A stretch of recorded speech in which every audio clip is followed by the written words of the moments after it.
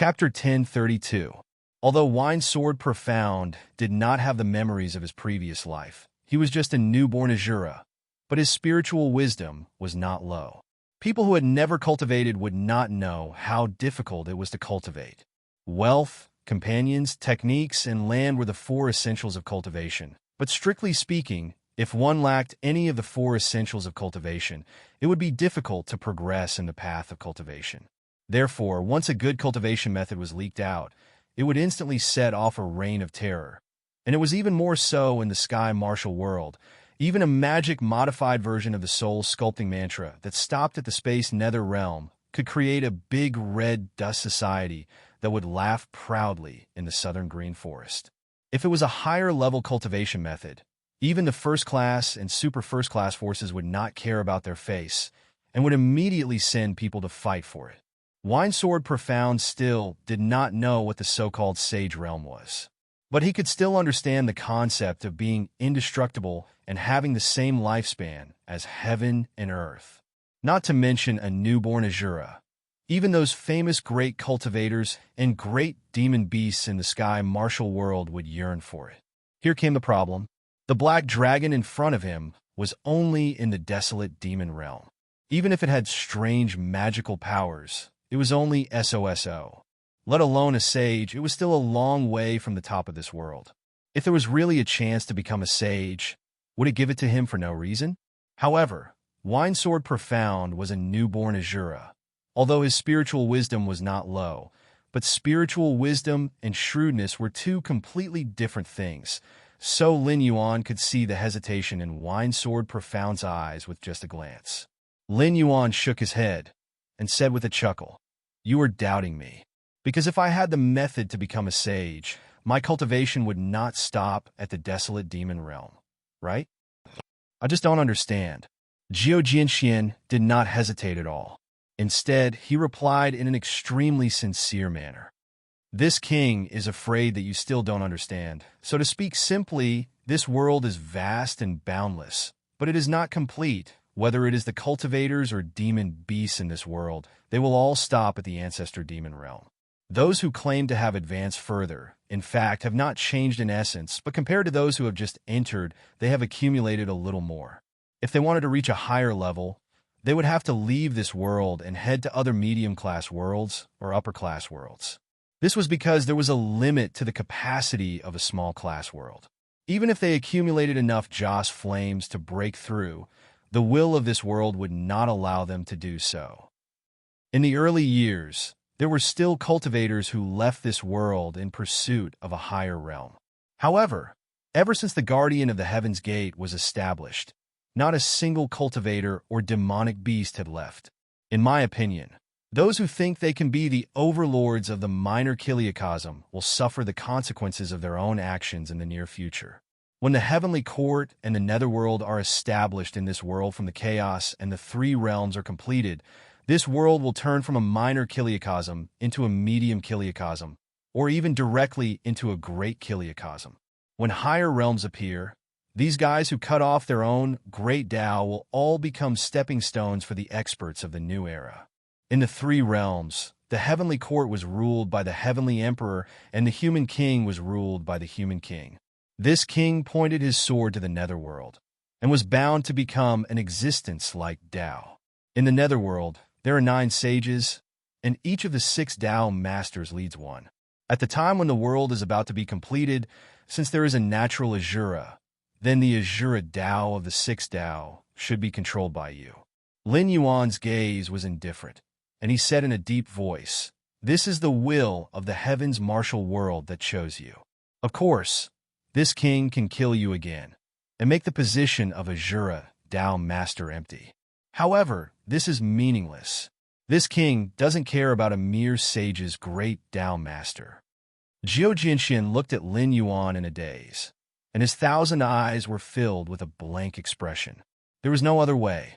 What Lin Yuan said could be said to be the top secret even among the Guardian of the Heaven's Gate. Not everyone was qualified to know about it, especially when it came to the myriad heavens and realms.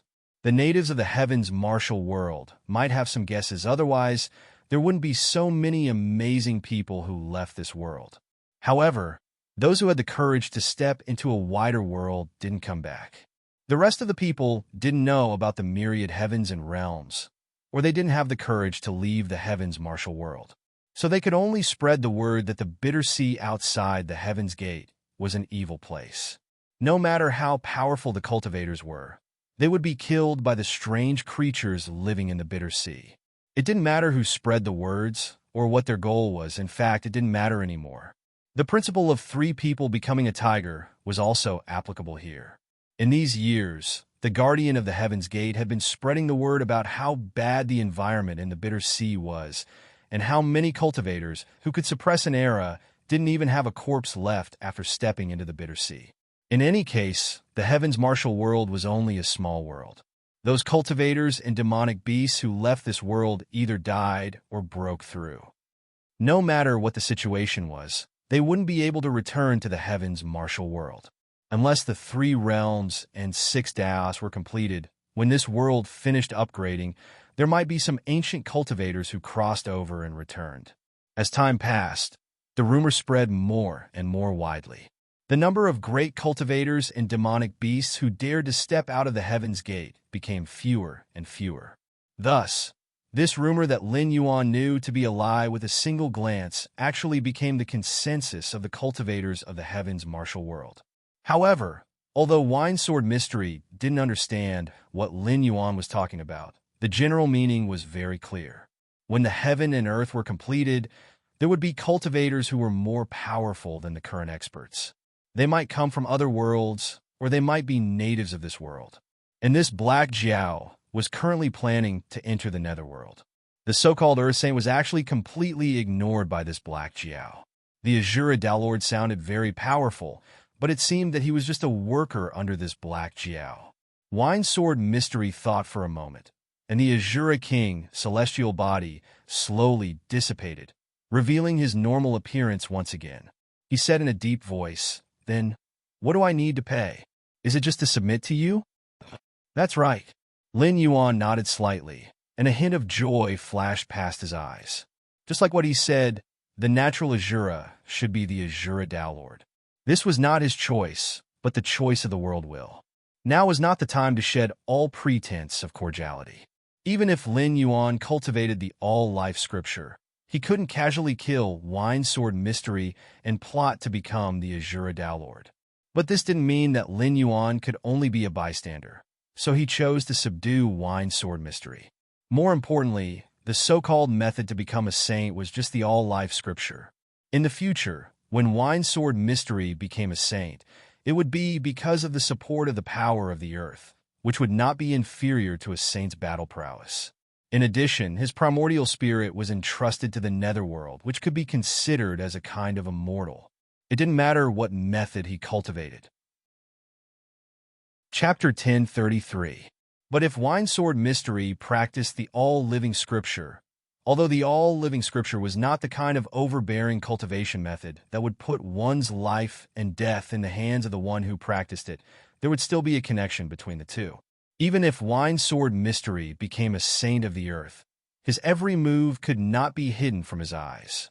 Just like after Lei Fan practiced the all-living scripture, although he also gained some benefits, it also allowed Lin Yuan to see the purpose of the outer god behind the scenes. The outer god even plotted against him and almost killed him directly. Although the outer god kept his life, after cutting off most of his primordial spirit, he would definitely not be able to stir up trouble in a short time. Lin Yuan had been in this world for almost 3 years, and the alien monster probably had been there for about the same time, or maybe even longer. After all, as a creature of the Tongtian realm, it was normal for him to come and obey the orders of the incarnation of the Tongtian sect. However, when Lin Yuan's series of punches landed on the opponent's body, it almost instantly turned his plans of several years into nothing. The hesitation in Wine Sword Mystery's eyes disappeared, and he strode forward to Lin Yuan. A golden light flew out from Lin Yuan's forehead and went straight into Wine Sword Mystery's glabella. After a while, Wine Sword Mystery's face flashed with joy, and he cupped his fists and said, "Senior, thank you for the cultivation method. As the most heaven-defying cultivation method that Lin Yuan knew, the all-living scripture was invisible, but it could evolve all living things. Even if Azura, who could not practice it and could only rely on killing to strengthen himself, got the all-living scripture, he could still get a lot of benefits from it. Simply put, Wine Sword Mystery could obtain cultivation after killing, but this kind of cultivation method also had a very strong side effect. If he killed too many people at once, under the impact of the terrifying killing intent, he would easily lose himself, lose his intelligence, and become a monster.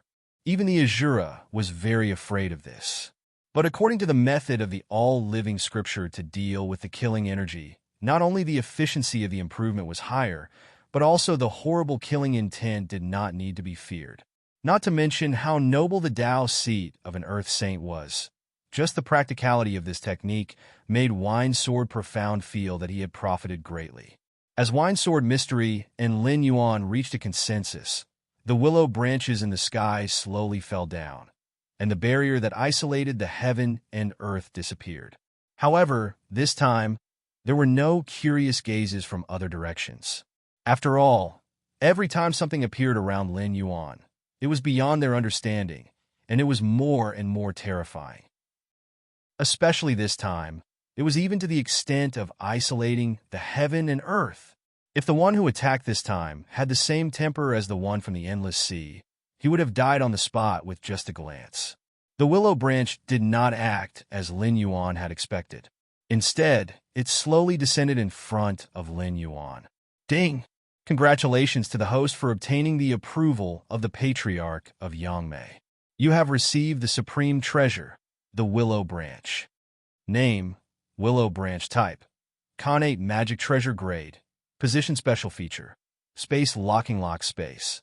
The host can infuse the Willow Branch with demonic power and designate an area to be isolated.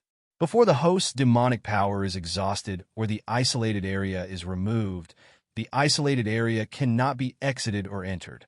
Lin Yuan, admiring. As expected of an ultimate big shot who had become a primordial chaos big shot, any willow branch from his body could be regarded as an existence like a magic treasure. Who knew how huge the Patriarch of Yangmei, who had lived for countless years, would be if he revealed his original form, and how many willow branches he had. The use of this willow branch was not small. Whether it was manually encircling an arena like the Patriarch of Yangmei, making both sides unable to leave, or using this treasure unilaterally to trap the enemy, it was very convenient. The only flaw was that Lin Yuan's own strength was not considered top-notch. If the Patriarch of Yang may personally use the willow branch, he would not need to deliberately infuse much magic power to directly trap and kill any native of the sky martial world.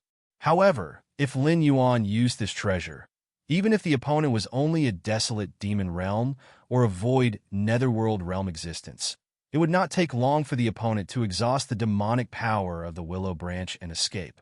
After swallowing the willow branch into his stomach, Lin Yuan wrapped it with a gentle demonic power and slowly refined it. The magic treasures in the untainted world, whether they were artificially refined or natural treasures, would be imprinted with inhibitions. Even if an outsider sees the treasure, he or she would have to refine these inhibitions slowly. It was not that the magic treasures could not be used before they were completely refined, but the more inhibitions one refined, the greater the power of the magic treasures could be improved. Moreover, if the inhibitions were not completely refined, the person who set these inhibitions could sense the existence of the magic treasures at any time, and could even call the magic treasures back to his or her side within a certain range. It was not completely unreasonable to place the word kill in front of killing people to steal treasures. Although this willow branch was given to him by the Patriarch of Yangmei, there were still 49 restrictions on it. Lin Yuan would have to refine at least 30 restrictions before he could barely use this treasure, and at most, he would only be able to use 40% of its power. No, for this type of treasure, its power was actually fixed. This was the power of the laws of space. Once it was used, unless the owner of the treasure took the initiative to remove it or the demonic power was exhausted, there was no third way to remove it. The 40% of power meant that Lin Yuan's consumption of demonic power had increased by 60%. When will I be able to reach the level of the patriarch of Yang Mei? Lin Yuan shook his head with a chuckle and muttered to himself. The congenital creatures of the eldritch world were extremely powerful, but there were still differences in strength between species. With the power of the system, Lin Yuan could even break through to the level of a real dragon, or even higher, which was the legendary level of the ancestral dragon. If Lin Yuan had the foundation of the patriarch of Yang Mei at that time, every time he molted, he would leave behind the most precious dragon scales that countless cultivators would scramble for. Any one of them would be a good material for refining top magic treasures. Well, it seemed a little inauspicious to think like this. Just like in the games in his previous life, there should not be any monsters that wanted their materials to be more valuable, right? After all, greed was a common disease of intelligent creatures. If they had something coveted, they would have to be cautious even if their cultivation was very high. This king's subordinates have already arranged a large array outside this woodland.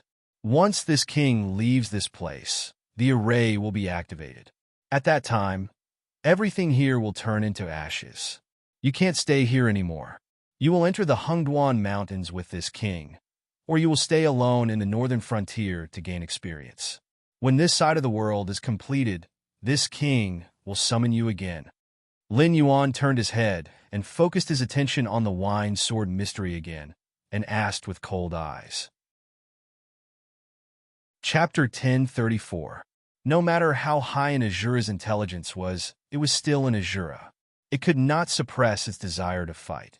So allowing the wine sword mystic to move freely was tantamount to burying a huge hidden danger in the northern frontier. Who knew where this guy would go after leaving the hungry ghost forest, who he would kill, and how many people he would kill in the end? At the same time, these words were also Lin Yuan's probing. Although the two sides had established a connection because of the all-living scripture, this was not enough for Lin Yuan to completely trust him. If the wine sword mystic saw that the magic treasure had been taken away and planned to find an excuse to run away, Lin Yuan would not do anything that would give him a headache. He could directly remove the system's concealment of the all-living scripture and let the world will deal with this Azura. The wine sword mystic pondered for a moment, and a touch of hesitation flashed across his eyes.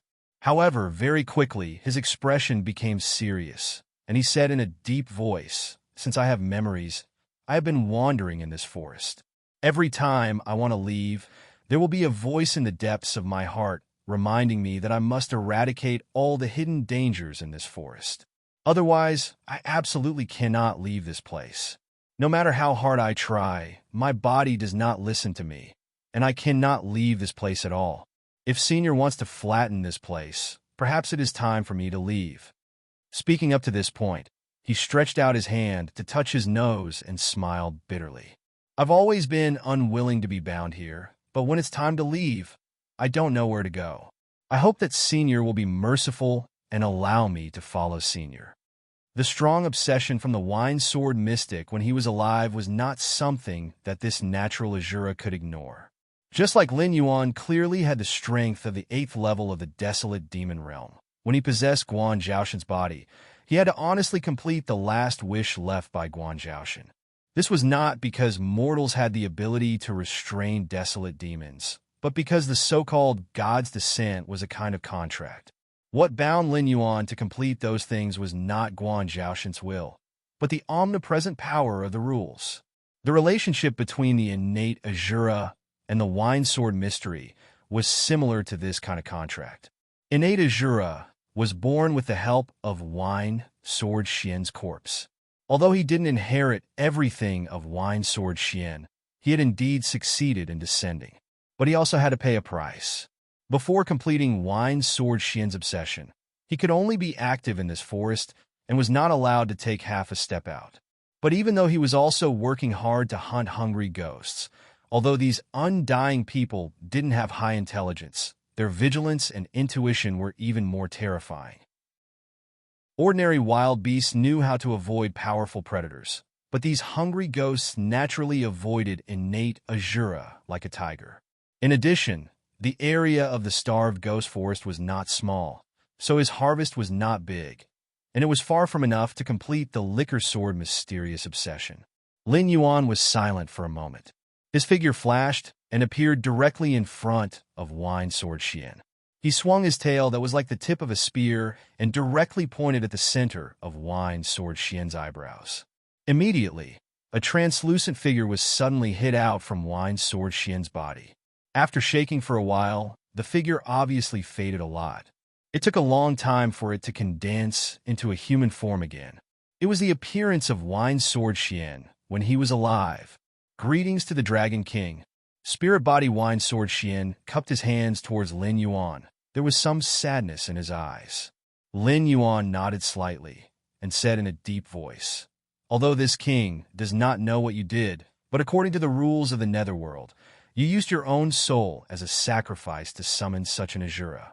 No matter if he was born from this world or you summoned him from another world to the sky martial world, there is no difference. When he completes your obsession, your soul will completely dissipate. So, can you tell this king, why did you?" Before Lin Yuan finished his words, Spirit Body Wine Sword Xian laughed bitterly, interrupted Lin Yuan's question, and said, "Dragon King, in this life of mine, it can be said that there are many ups and downs. I was born in the royal family, and from the moment I opened my eyes, I stood at a position that most people in this world could not reach in their entire lives. In addition, my talent for cultivation was not bad, but because of the rules set by the gate of heaven, my father cut off my chance to inherit the throne, but he also hired the best teacher for me, gave me the most resources for cultivation, and gave me a large piece of land. That was how I got the title of Sword King." Pausing, he sighed and laughed bitterly. But after the border was tight, Lei Qiuxing took the opportunity to rebel, and my brother did not even have the ability to hold on until General Yin, who was still in the Frost Mirror grassland, came back. Thus, the title of Sword King became a joke again. In the eyes of others, I was just a remnant of the previous dynasty with a slightly higher cultivation. After living in seclusion for so many years, I only knew one thing, that the so-called teachers and students, friends were all unreliable, and the only people who stood by your side in the end would be your family. Just like that year, my father could not bear to cut off my path of cultivation, and my brother would rather die in the battle in the imperial city than send an imperial edict for me and the other vassal kings to go to the capital to save the emperor, so as to avoid being caught by Lei Qiuxing. After that, I lived in seclusion and went into exile. If it was not for the help of the Jiao clan, I would have died long ago." Lin Yuan and the innate Azura were silent, listening to Wine Sword Xian speak indifferently. After all, this was the last time the other party spoke in this world. Back then, in the various regions of the Wan Jian dynasty, the people of the Jiao clan either lived in seclusion, or were massacred, or were exiled to the northern frontier. Even some of the people of the Jiao clan that I had never seen or heard of, just because my surname was Jiao, they were willing to lend me a helping hand and never abandon me. On the contrary, I have been running away for so many years. Those people of the Wan Jian dynasty, although they claimed that they were willing to support the Wan Jian dynasty, but I was very clear that they were not really loyal to the Jiao clan. Perhaps it was because of their ambition, and they wanted to improve their status and the status of their families, or perhaps it was because of their dissatisfaction, and they were worried that after a period of time, Lei Qiuxing would act against them and their families. Or perhaps it was because of some other reason. But the irony was that this group of people who claimed to be loyal to the Jiao clan had never once lent a helping hand to us. Those people who were brothers of the Jiao clan, when they saw us, avoided us like we were the plague. I had to admit that Lei Qiuxing had indeed left an indelible psychological shadow in my heart. After my brother was exiled to the Hengduan Mountains, I was the person with the highest status in the Jiao clan. But after my injuries gradually healed, I secretly left the Jiao clan and became a wandering demon slayer in the northern frontier. When the Wan Jian dynasty was destroyed, I ran away from the responsibility that I should have shouldered. So this time, I do not want to run away anymore. Wine Sword Xian turned his gaze to the innate Azura and said with a smile, "Wine Sword Xian, Sword King, whether you exist or not is not important. I only hope that the Dragon King can sympathize with my choice and leave a way out for my Jiao clan bloodline." Chapter 1035. Lin Yuan's eyes slightly turned. After remaining silent for a while, he took the initiative to say, "You know how this king does things. The northern frontier has its own rules, and this king has never asked for anything. The rules of the northern frontier are only the minimum requirements. I just hope that the creatures in the northern frontier can have a bottom line.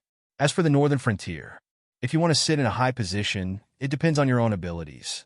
This king doesn't ask about your background, your past, or your purpose. As long as you do something that is beneficial to the northern frontier, this king will not be stingy with rewards. Except for the sects that shouldn't exist, even for the aristocratic families, this king has chosen to let them go more than once. As long as they don't cross the line, even if they have some little tricks, this king can pretend that he doesn't see it. But, Lord Dragon King," Wine Sword Xian suddenly bowed to Lin Yuan and said loudly, "There aren't many Jiao family bloodline left. In another 10 years, dozens of years, except for the ones in the northern frontier, the Jiao family bloodline and the other places that have changed their names will no longer exist. We are very weak and can only stay together for warmth. Some people don't even know what they are doing. They just try their best to fulfill the requirements given by their superiors." Lin Yuan slightly narrowed his eyes, snorted, and said, "Whether they know what they are doing or not, it has nothing to do with this king. This king only knows that they have betrayed the northern frontier, betrayed this king. If this king hadn't noticed it, and had been taken advantage of by them at this moment, do you think that Jiao Wuing, or the guy behind Jiao Wuing, would let those people who are loyal to this king live?" Wine Sword Xian opened his mouth. But before he could say anything, Lin Yuan's cold voice sounded again. "Traitors should have the consequences of being traitors. No matter how much you have contributed to the northern frontier, this king won't agree to your request. This is this king's only bottom line. And this gap can't be opened at this time. Otherwise, the entire northern frontier will fall apart. You know what I mean, don't you?" Jiao Jianxian closed his eyes in pain and sighed helplessly. Lin Yuan looked at Wine Sword Xian expressionlessly and said indifferently, "But this king should be fair in his actions. In order to curb the undead in the hungry ghost forest, you did not hesitate to sacrifice your soul. This is a meritorious deed for the northern frontier. In addition, you exchanged for a natural Azura, which will also be a meritorious deed for the netherworld in the future. So, this king will protect your true soul. When you enter the reincarnation cycle again, forget the past and start over again." As soon as his voice fell, the incense power on Lin Yuan's attribute panel jumped wildly, and nearly 100 million incense power was directly deducted. Specks of golden light overflowed from Lin Yuan's body and wrapped around Wine Sword Xian's spiritual body, sending him into the reincarnation cycle. At this time, Lin Yuan casually swung his dragon tail and looked at the natural Azura and said indifferently, "I have sent him into the reincarnation cycle. The karma between you two has been cleared. From today onwards, he is he, and you are you. However, you have just awakened your spiritual wisdom and are inexperienced in the world. Since you are determined to follow this king, then this king will bestow you a new name. After all, you don't want to live as someone else, right? Senior, please bestow a new name." The natural Azura cupped his hands towards Lin Yuan, and his face revealed an expression of relief. "You are the destined Azura Path Master, and are destined to be this king's right-hand man. In addition, you and I are connected by fate, so you will follow my surname Lin. Moreover, you are a natural Azura and the first Azura in the Sky Martial World. Therefore, there should be a Yuan in your name. Azuras fight all their lives and rely on killing to grow, so I will bestow a 2 on you. From today onwards, you will be called Lin Yuan 2. As soon as Lin Yuan's voice fell, his figure had already turned into a black light and swept towards the Hengduan mountain range. "Lin Yuan 2, Lin Yuan 2, haha, my name is Lin Yuan 2. Senior, please wait, I'm coming." Lin Yuan 2 repeated his new name several times, and the more he repeated it, the more satisfied he was. After laughing loudly, he turned into a bloody light and followed Lin Yuan into the Hengduan mountain range. At the same time, outside the gate of heaven, a handsome young monk dressed in a gray robe slowly opened his eyes. There was a faint golden light flowing in his eyes, and the skin that was exposed outside of his robe was as white as jade. He looked like a perfect sculpture that had been exquisitely carved. This world, mending netherworld Azura. As if he had not spoken for a long time, the monk had to pause every 2 words. At the same time, his golden eyes revealed a look of doubt. After a moment, the monk put his palms together and softly chanted a Buddha's name. He said indifferently, Ba, guarding the gate of heaven for 300 years has been like a day. Today, I know that there is a sky beyond the sky. In vain, we thought that we stood proudly in the world, but we are just a group of frogs at the bottom of a well. Ha! A sky beyond the sky. This little monk thanks Benefactor Lin for clearing my doubts. As soon as he finished speaking, the monk sat down cross-legged in the void. The top cultivators who had also come to guard the gate of heaven widened their eyes and looked at the statue-like monk in disbelief. This monk was not famous in the Tianwu world, but he was a mighty figure from 7,000 years ago. He was the main character of that era, and could be said to have suppressed an era by himself. Now, the inheritance of Buddhism in the Tianwu world was more or less related to this monk. At the same time, even among the guards of the Gate of Heaven, he was an absolute powerhouse. Who knew how many guards of the Gate of Heaven would travel thousands of miles just to ask for a word or 2 from this monk? However, this monk had been practicing silent meditation for 3,000 years. He had not spoken a word for 3,000 years, and had not taken half a step out of the gate of heaven. If it were not for the faint fluctuations of life on his body, they would have thought that this monk had passed away, leaving behind a statue-like body to guard the gate of heaven. What the hell was this monk had just spoken? Mending this world? What was the netherworld Azura? Moreover, with the monk's cultivation, if there was anyone who had the most hope of attaining immortality, he was definitely one of them. However, this monk actually called himself a frog at the bottom of a well. Who was this Benefactor Lin? How could he solve this monk's doubts? His great master, a guard of the gate of heaven from 1,500 years ago, had a look of hesitation on his face. Then he pointed at his own head, as if he wanted to say that this monk had been sitting here for a few years and had completely gone crazy. However, due to the monk's cultivation, he did not dare to say it out loud. This little monk is very good, better than ever. The monk who had not spoken to them for thousands of years suddenly turned his head and took the initiative to speak. If everyone wants to continue wasting time here, please do so. However, this little monk has found his own path and will take his leave first. If fate allows, we will meet again in the future. Chapter 1036. The group of Heaven Gate Guardians looked at the monk with their mouths agape. The monk took a step forward and entered the crack of the Heaven Gate.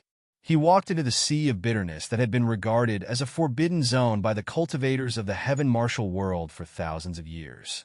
Among the stunned natives of the Heaven Martial world, there was a red-clothed youth who looked indifferent. It was as if he was not surprised by the monk's actions at all. I thought that you still haven't seen through this game of chess clearly until now. It turns out that you were just drawing a bow without releasing it and secretly placing a piece, as expected of an existence that even the heavenly Tao thinks highly of. This scheming and shrewdness is probably not inferior to that person in the early years. However, it's not up to a junior like you to interfere in what I want to do. You want to scheme against the netherworld and become a saint? Huh. So what if you really become a saint?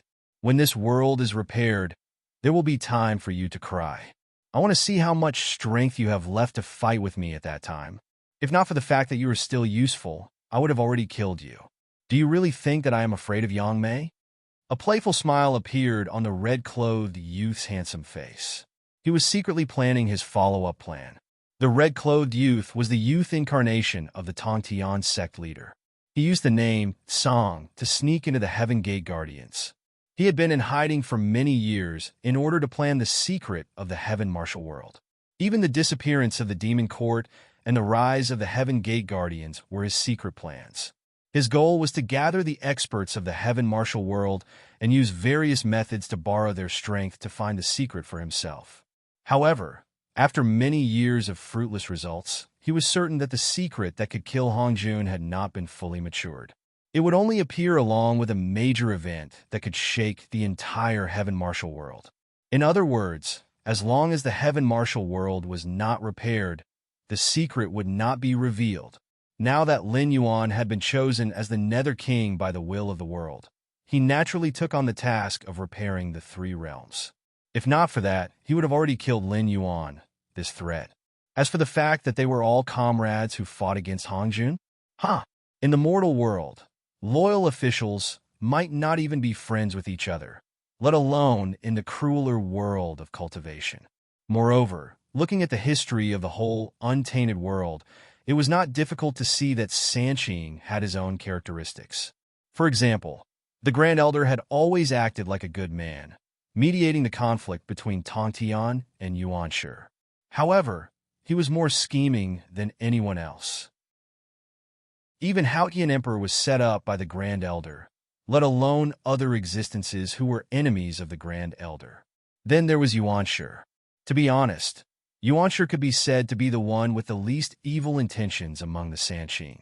It was just that he had a carefree personality and could not tolerate any sand in his eyes. Otherwise, the Jie sect and the Chan sect would not have been in such a deadlock, and the 12 golden immortals of the Chan sect would not have fallen apart. In addition, Yuanshi was very prideful and could not stand being provoked by others. This created an image that looked like a villain. Tongtian had nothing to say about himself. As the only existence in the whole untainted world who had tricked Hongjun, his scheming was naturally not ordinary. However, putting this point aside, Tongtian could be said to be extremely protective of his disciples. He even did not hesitate to fall out with the other two Sanqing for his own disciples. Although it was a big show for Hongjun, it was also to ensure that the disciples of the Jie sect would not be destroyed because of his escape. Therefore, protecting his disciples was never an act. The opportunity to kill Hongjun and free his two brothers was right in front of him. How could he give it up to Lin Yuan? This was also a common problem among intelligent creatures. Most of the problems were on others, and there was absolutely no problem with oneself. For example, when some people played games, they always felt that their teammates were too weak and too trashy, and did not reflect on why they were matched with such weak teammates.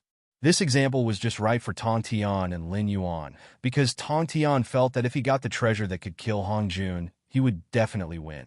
On the other hand, if Lin Yuan got the treasure, it meant that he had missed the best opportunity to kill Hongjun. However, this pool of muddy water is a bit too muddy. Tongtian squinted his eyes slightly and thought to himself, Lin Yuan and Taoist Hongyun are only opponents on the surface. It is still unknown whether there are other existences who are also looking for secrets behind them. If the three realms are completed, it will be difficult for my original body to descend. I'm afraid this matter will be difficult. After all, the ancestor of Yang, Mei, was guarding outside the gate of heaven. This news could be hidden from others, but it could not be hidden from Tongtian. If the ancestor of Yang, Mei, was not outside the gate of heaven at this moment, he would have thought of a way to contact his original body. If he could not get the help of the other two incarnations, he would not have to worry about the schemes of those guys hiding in the dark. In fact, Yang Mei's attitude had always been a mystery. As a powerful figure who had existed for a very long time, since the creation of the world by the great Pangu, if she was willing, it would not be Hongjuan's turn to integrate with the way of heaven. After that, there was no conflict between Yang Mei and Hongjun. Even Hongjun was tolerant of Yang Mei. However, Yang Mei suddenly seemed to be a different person. She actually wanted to change the timeline, reverse the past and the future, and beat Hongjun from integrating with the way of heaven into the mortal world. It seemed that no one had gained an advantage in the battle in the River of Time, but Yang Mei was indeed forced to leave the untainted world, and Hongjun did not want to hear the name of a powerful figure like Yang Mei again in the untainted world. Even in the untainted world, no one could understand what this powerful figure was thinking and doing. Perhaps even Hongjun himself did not know why Yang Mei suddenly turned hostile. However, one thing was certain.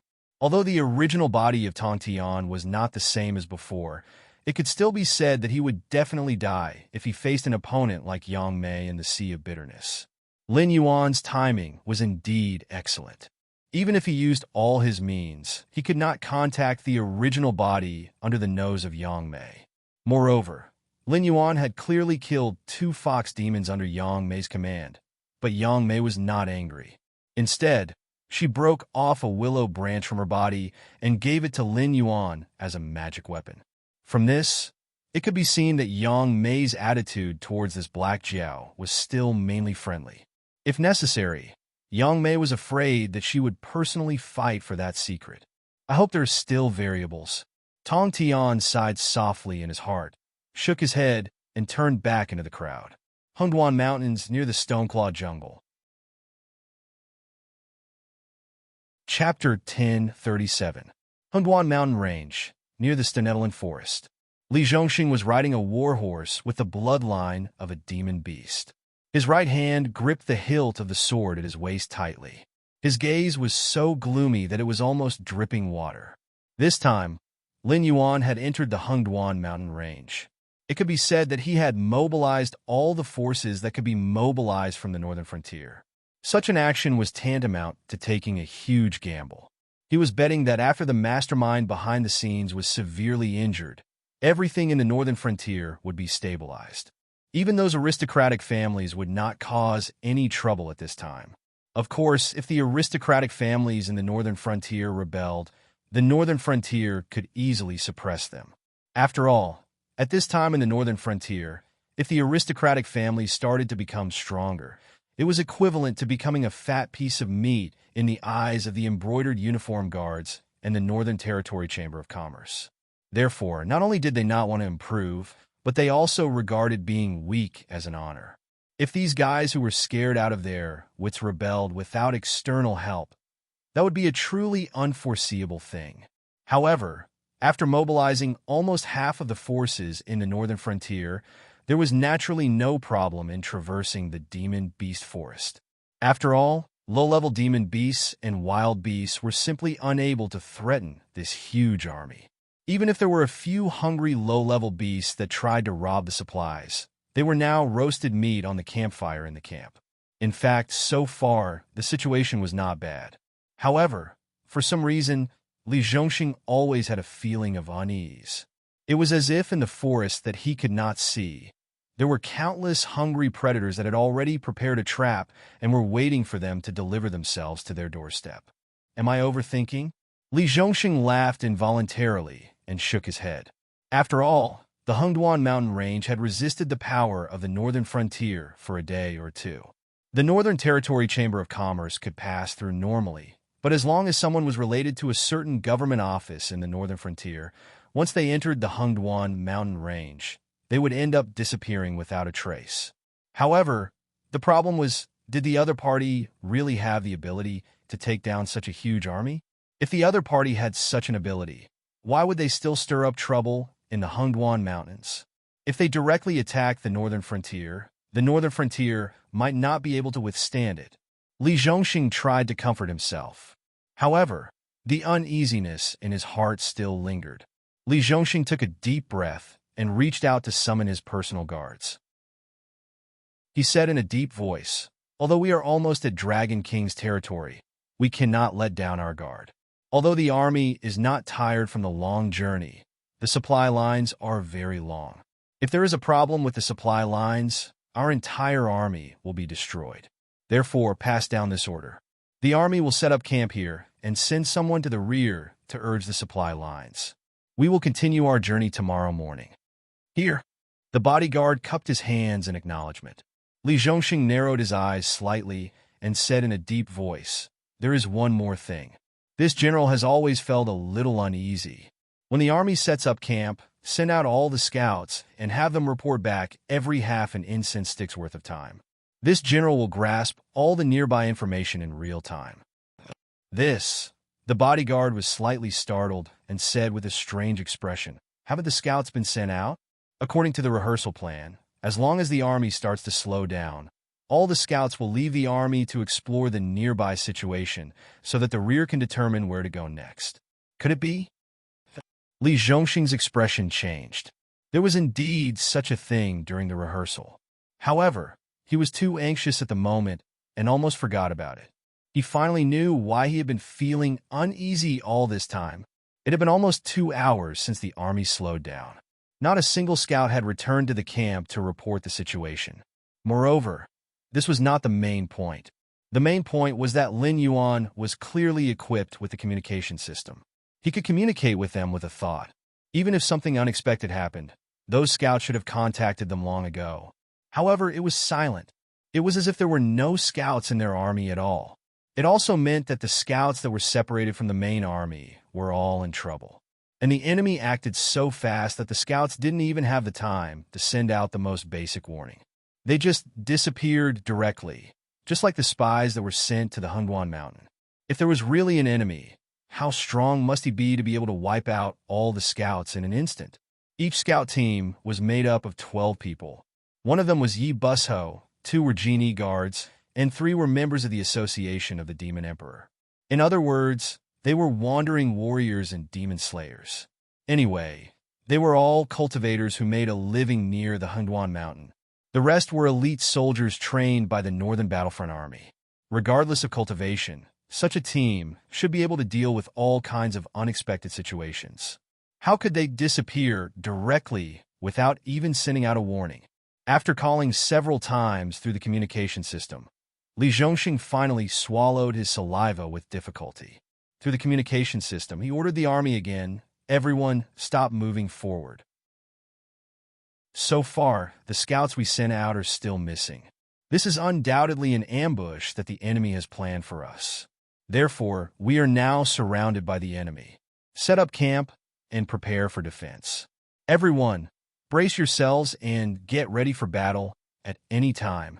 If only 1 or 2 scout teams had gone missing, Li Zhongxing could say that they were unlucky to have run into high-level demon beasts that wandered to the periphery of the Hengduan Mountain for some reason.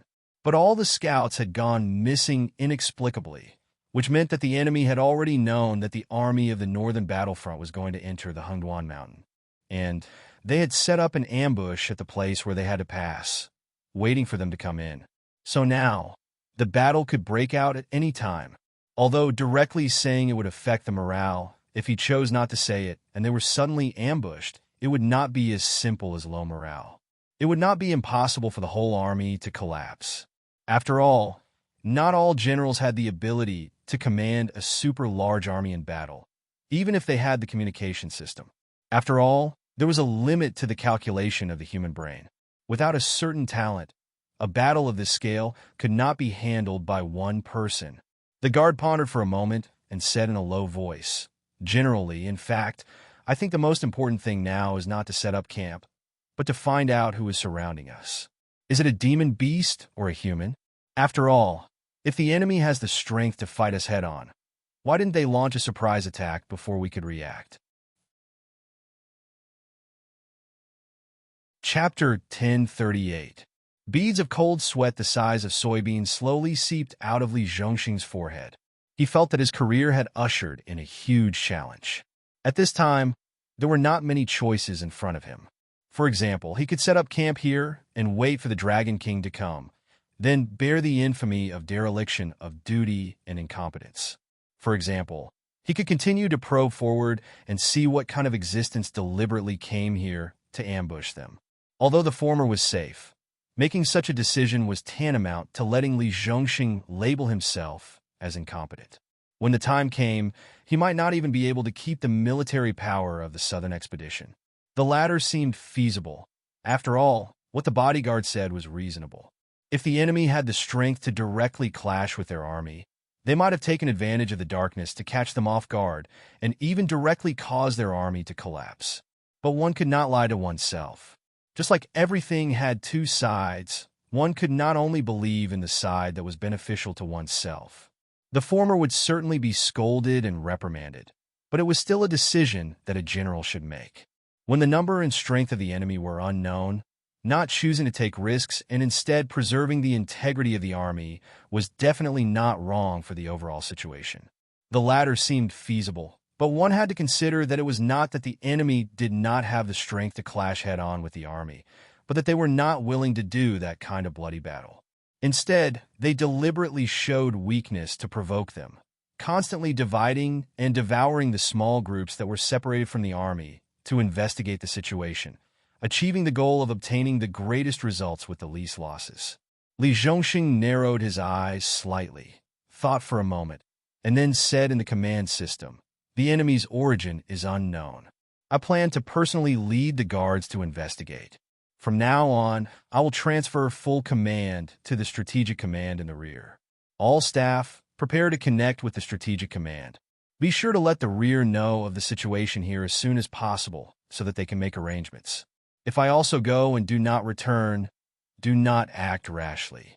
Set up camp here and wait for the Dragon King to arrive, and the trouble will naturally be solved."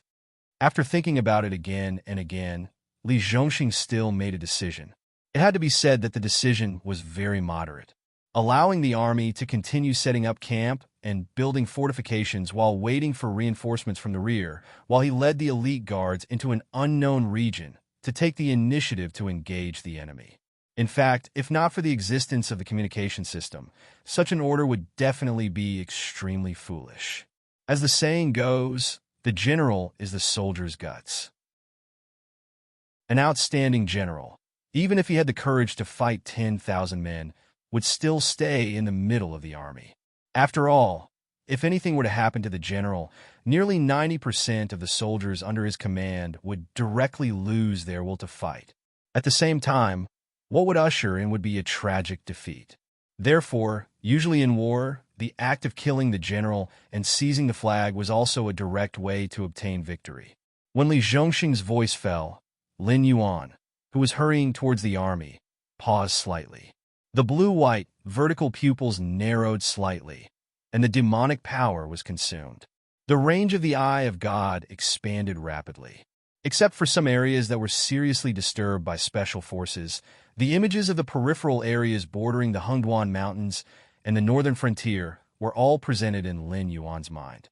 Interesting, Lin Yuan stared coldly at the area where the northern frontier army was and said in a cold voice, "I originally thought that only the Shuangjian dynasty would be eyeing us covetously. I didn't expect that it would be the Chuyan dynasty's army that appeared here to ambush the northern frontier army. Does this mean that the demon venerable in the southern wilderness can't sit still anymore?" The ones surrounding the northern frontier army were not demonic beasts or rogue cultivators. Instead, they were all soldiers with murderous intent and wearing standard equipment. Moreover, all of them were wearing armor made of demonic beast leather. Although the weapons in their hands were also standard, they were basically treasures. At the very least, they were entry-level treasures with the sharpness effect. Such an army was probably the most elite army of the Chuyan dynasty. Although Lin Yuan didn't have an encyclopedia of demonic beasts, he still knew some of the more powerful demonic beasts. The main material of the armor that the soldiers were wearing was a demonic beast called the Thunder Marsh Bull.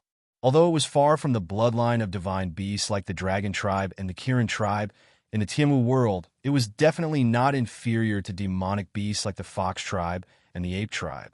Normally, they lived in swamps and were born with the demonic power of the lightning attribute.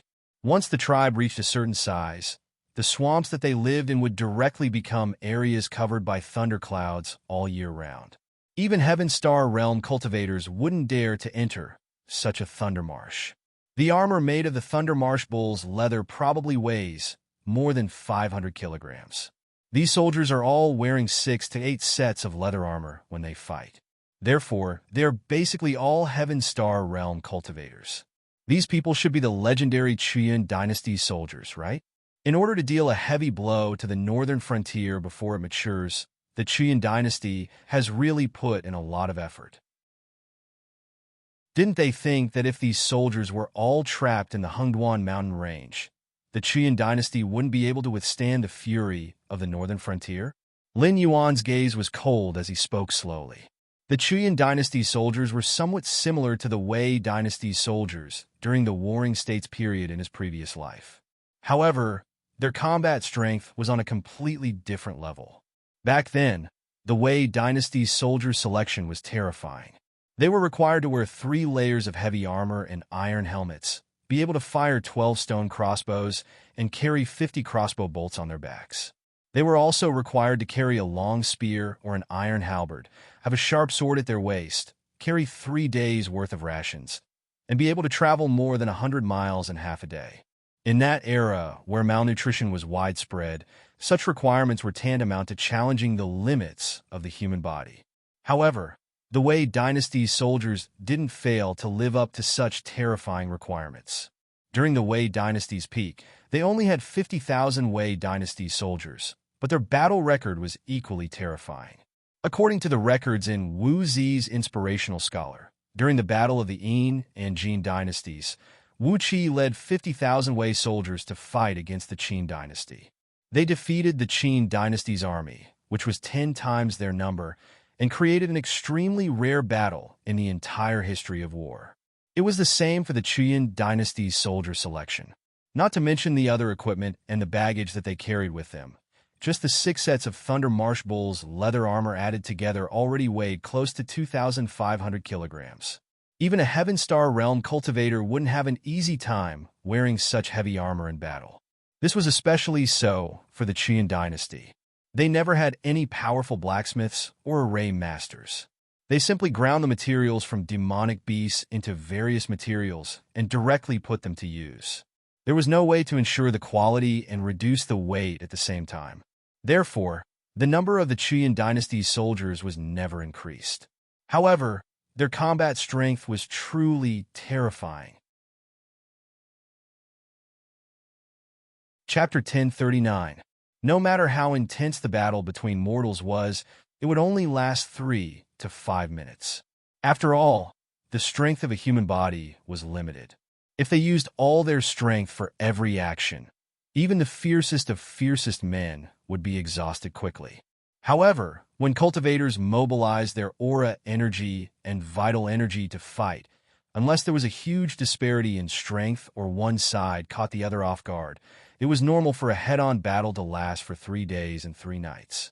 During the battle, wearing equipment that weighed tens of thousands of kilograms, and wearing ordinary clothes that were as light as a feather would naturally consume more energy than wearing equipment that weighed tens of thousands of kilograms. Even a Heaven Star Realm cultivator would be able to gain a certain advantage against the Yun Nation's Tiger soldiers if they shamelessly tried to stall for time. Of course, the prerequisite was that they had to be faster than the Yun Nation's Tiger soldiers who were wearing the Thunder Marsh Bull armor. This was not a joke. Another factor for the Yun Nation's Tiger soldiers was to be able to explode with a speed that was more terrifying than a cultivator of the same realm without similar equipment. Of course, the Yun Nation's Tiger soldiers who could do this basically cultivated some kind of secret technique to be able to explode with such speed for a certain period of time. The price was also obvious. As the strongest army in the Yun Nation, the Yun Nation's Tiger soldier service time was especially short. Even after they retired, their lifespan was no different from a mortal's. Therefore, when each dynasty had a trump card army, they would also have a corresponding famous general. For example, Yan Xingqi of the Wanjin dynasty, Lei Qiuxing of the Xinwu dynasty, Zhao Xiang of the Qingjiang dynasty, and the Old Khan of the Xuanjin dynasty. Only the Yun Nation's Tiger soldiers had never had a famous general. The entire army was more like a cold and ruthless machine that only knew to follow the orders of the Yun Nation's royal family. Other than that, no one else had any influence in the eyes of the Yun Nation's Tiger soldiers. Li Zhongxing, stay where you are and wait for the next order. This king has already investigated the enemies around you. They are the Yun Nation's Tiger soldiers. Lin Yuan's voice followed closely behind Li Zhongxing and sounded from the communication network. This immediately calmed some restless people down. Li Zhongxing, who had just mounted his horse, narrowed his eyes slightly and said doubtfully, Yun Nation's Tiger soldiers? This is really not good news. The Qiyun dynasty was surrounded by mountains on all sides. They usually built their cities in hills, forests, or basins. However, most of their territory was swamps and miasma forests. The enmity of other dynasties was not important to the Qiyun dynasty. Their main enemy was the harsh environment. Secondly, there were the demonic beasts that lived in these swamps and miasma forests.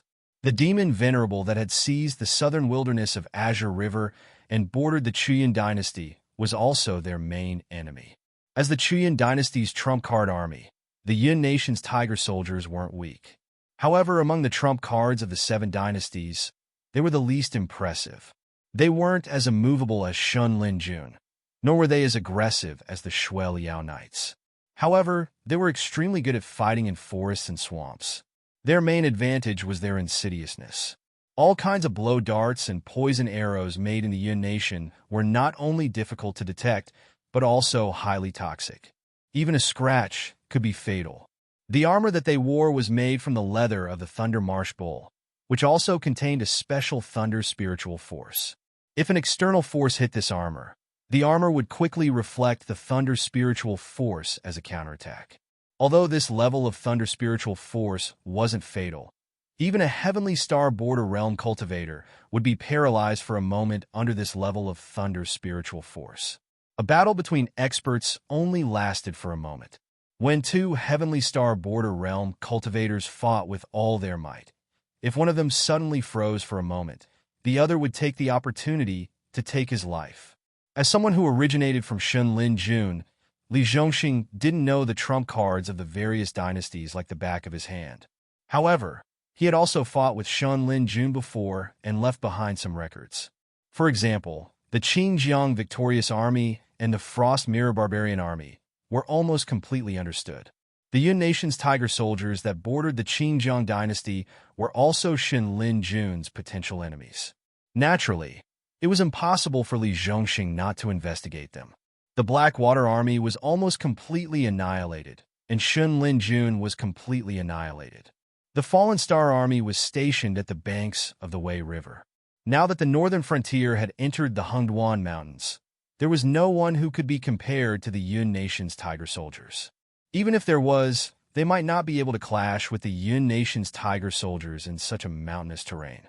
When he thought of this, Li Zhongxing's head was instantly covered in a thin layer of cold sweat. If the Dragon King hadn't spoken in time, he would have been at the gates of hell by now. Apart from the Yun nation's tiger soldiers, no one could quietly eliminate the scouts sent from the northern frontier in such a short period of time unless there was an absolute suppression in their realm. Compared to these cultivators who made a living near the Hengduan Mountains all year round, the Yun nation's tiger soldiers, who shouldered the survival of the dynasty, were obviously more cautious and attentive. They were originally good at assassination, and they were fighting on their home ground. Moreover, they had prepared an ambush before the northern frontier troops arrived. Even if he personally led the troops, he might end up in a similar situation, let alone instantly killing the scouts from the northern frontier. What should we do next? Dragon King, please instruct us? Li Zhongxing swallowed his saliva and asked in the communication channel without caring about his reputation. At this moment, no one in the entire Northern Army's command system laughed at Li Zhongxing. A person's name was like a tree's shadow. The Yun nation's tiger soldiers had not been established for a day or two. The Qing River dynasty, which relied on the tyrannical navy and the natural barrier of the 2 rivers, had arrogantly challenged the Xinwu and Yun empires. In the end, Zhao Xiang was first defeated by Lei Qiuxing on the plains, and then defeated by the Yun nation's tiger soldiers in the swamp of the Yun nation. In the war with the Yun nation, Zhao Xiang, who was known as the Duke of Victory, didn't even see the Yun nation's tiger soldiers. First, his scouts were killed, then his supplies were cut off, and he was attacked every night without being able to catch a trace of the enemy. Even Zhao Xiang himself almost died in that war. It was also these 2 battles that completely destroyed Zhao Xiang's invincible legend and made the Qing River imperial family realize that Zhao Xiang's invincibility was only in the waters. Therefore, his title was the Duke of Victory and nothing else. In fact, it is not difficult to achieve 100 victories. It can even be said that it is the basic operation of a famous general. In Lin Yuan's previous life, Wu Qi was immortal. After creating the mighty army of Wei Wuzu, he fought 72 battles, won 64 of them, and solved the rest of the battles in a tie. This is something that can be done by mortals. In this world where cultivators exist, it is naturally easier. Therefore, Zhao Xiang never took pride in the title of Duke of Victory. Instead, he regarded it as a disgrace. Chapter 1040. You don't have to do anything. Just wait. Lin Yuan replied with a teasing look in his eyes. Through the eye of God, he could see that the Yun Nation's tiger soldiers were all gathered in places that were convenient for concealment. Only a small number of them were standing guard while the rest were sleeping. Obviously, they didn't intend to attack the northern frontier troops that had already entered their encirclement. From this, it could be seen that the Yun Nation's tiger soldiers were indeed experts in scheming. When the northern frontier troops passed through the monster forest, they had already entered their attack range. However, the Yun Nation's tiger soldiers had been in a state of drawing a bow, but not attacking. When the northern frontier troops were about to enter the Stoneclaw forest, they suddenly attacked and killed all the scouts sent by Li Zhongxing. On the one hand, they killed all the scouts sent by the enemy and blocked the enemy's eyes and ears. This was a kind of psychological warfare. Nothing could make a commander more agitated than being blind and deaf on the battlefield. It was also because of this reason that they almost caught the big fish, Li Zhongxing. At the same time, their actions were not only to make the northern frontier generals impatient, but also to create psychological pressure on the northern frontier troops. After a while, they would most likely attack the northern frontier supply convoy. They would also deliberately let some people escape and let them run to the camp to report. In this way, not only could they cut off the return route of the northern frontier troops, but they could also further exert pressure on them. If the Yun Nation's tiger soldiers really did it, the northern frontier troops would definitely be in a constant state of anxiety and fear that the Yun Nation's tiger soldiers would attack them at any time. Late at night, the northern frontier troops would inevitably let down their guard. After all, human nerves were actually like strings. Sometimes they could be very tense, but it didn't mean that they could be so tense all the time. The slightest carelessness could cause them to break. If they were attacked in the middle of the night, the northern frontier troops wouldn't be able to control the timing well. If they were suddenly attacked when they were relaxed, even blowing up the camp would be considered a light punishment. If things went wrong, they might collapse without a fight and become the hidden soldiers of the Yun Nation, hunting them down one by one. Although I don't know what consensus you have reached with the Southern Wasteland Demon Venerable, it's obvious that you don't understand the Hengduan mountain range. Do you think that after seeing the demonic beasts of the Southern Wasteland, the demonic beasts of the Hengduan mountain range are nothing? Lin Yuan observed the gathered Yun tiger soldiers, and a cold glint flashed across his blue and white eyes. The Hengduan mountain range was currently in a special situation. After all, the Beast Master was not even enough for them. Even Lin Yuan, a local demon from the Hengduan mountain range, had been rejected, let alone humans from the Yun Empire. Furthermore, these Yun Empire soldiers had been stationed at the border between the Southern Wilderness and the Yun Empire in recent years to guard against the attack of the Southern Wilderness Demon Venerable. Without the Southern Wilderness Demon Venerable's instructions, how could they possibly come here?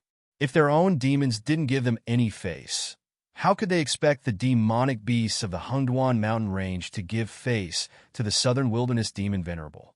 Furthermore, these Yun tiger soldiers were obviously too empirical. They even scattered medicinal powder near the campsite to drive away the demonic beasts. However, anyone who had lived around the Hengduan mountain range would know that the medicinal powder used to drive away the demonic beasts wasn't useless. After all, it was made by grinding medicinal herbs that all kinds of demonic beasts hated. Then, according to the medicinal properties, it was mixed together to make various medicinal packets. Under no special circumstances, it could indeed have a certain repelling effect. However, the problem was the repelling effect was extremely limited. The demonic beasts of the Southern Wasteland might be afraid of this kind of thing because their bodies contained all kinds of toxins. They weren't afraid of the smell of the medicinal powder, but they would be seriously injured when they got close to the medicinal powder. In serious cases, they might even die. The so-called fighting poison with poison was to mix in other venom to balance the venom in the body. After the Southern Wasteland demonic beasts came into contact with the medicinal powder, the venom in their bodies might be out of balance and even poison themselves to death. However, in the Hengduan mountain range, yes, the demonic beasts here were indeed poisonous, but overall, there weren't many of them. Most of the demonic beasts living in the Hengduan mountain range relied on their strong physiques and the demonic power that they had painstakingly cultivated to hunt. The poisonous powder used to drive away the demonic beasts wasn't completely ineffective, but don't forget that with so many Yun tiger soldiers gathered together, the smell of their bodies might have long overshadowed the smell of the medicinal powder. In addition, the Yun tiger soldiers planned to launch a night attack tonight. When the two sides fought, there was bound to be a lot of bloody smell. This kind of bloody smell was definitely a fatal temptation to the demonic beasts of the Hungduan mountain range, especially those demonic beasts that had just gained spiritual wisdom and didn't have much experience in the world. Why would they care about the medicinal powder?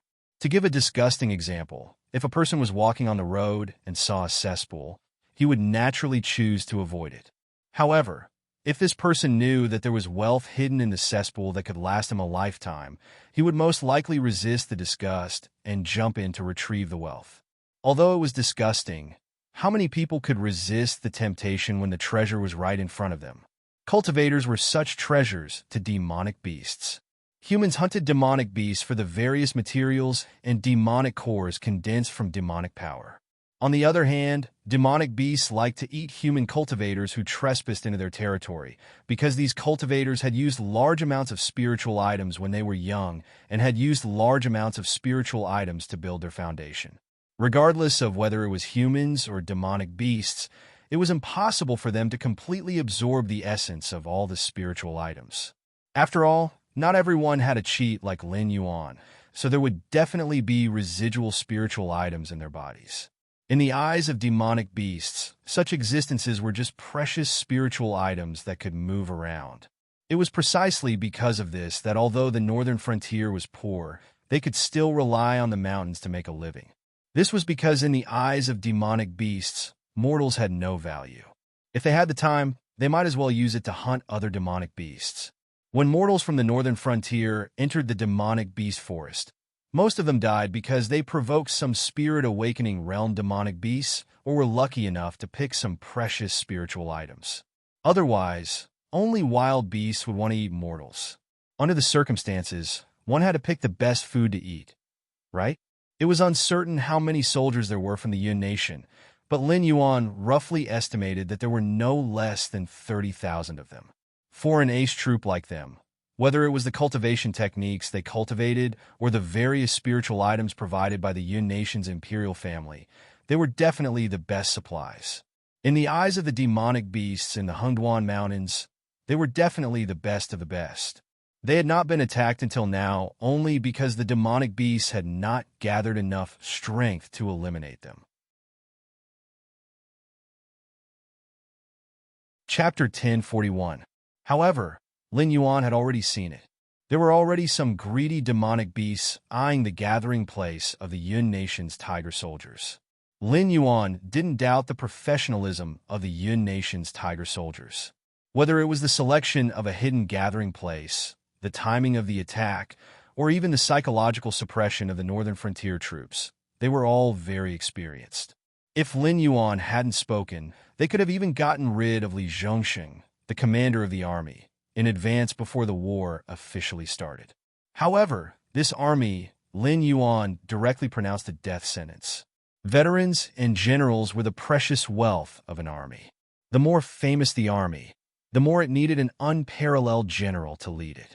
The Wei Wu army, which was similar to the Yun nation's tiger soldiers, had completely declined after losing a large number of veterans due to a series of strategic mistakes made by the Wei nation.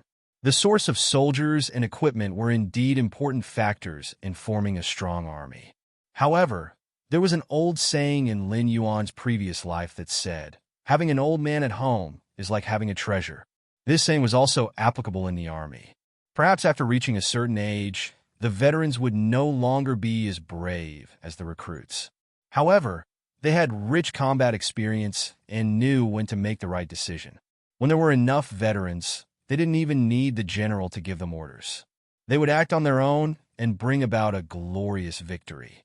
Even if they lost the battle, there wouldn't be any major problems because the experienced veterans would always be able to lead the recruits and survive. However, the Yun nation's tiger soldiers didn't have a general with a keen sense of smell or experienced veterans. The reason why they could become the Qin dynasty's trump card army was firstly because of the terrain advantage of the Qin dynasty. Secondly, they rarely clashed head-on with other armies. Although the Qin Tiger soldiers had rich combat experience, they didn't have generals and veterans. They couldn't apply their combat experience flexibly. If they did things according to the book, it would lead to the current situation. Just like this, waiting to attack the northern frontier troops at night. Once the sky darkened, most of the demonic beasts in the vicinity would definitely gather. By then, it would be hard to say who would be the prey.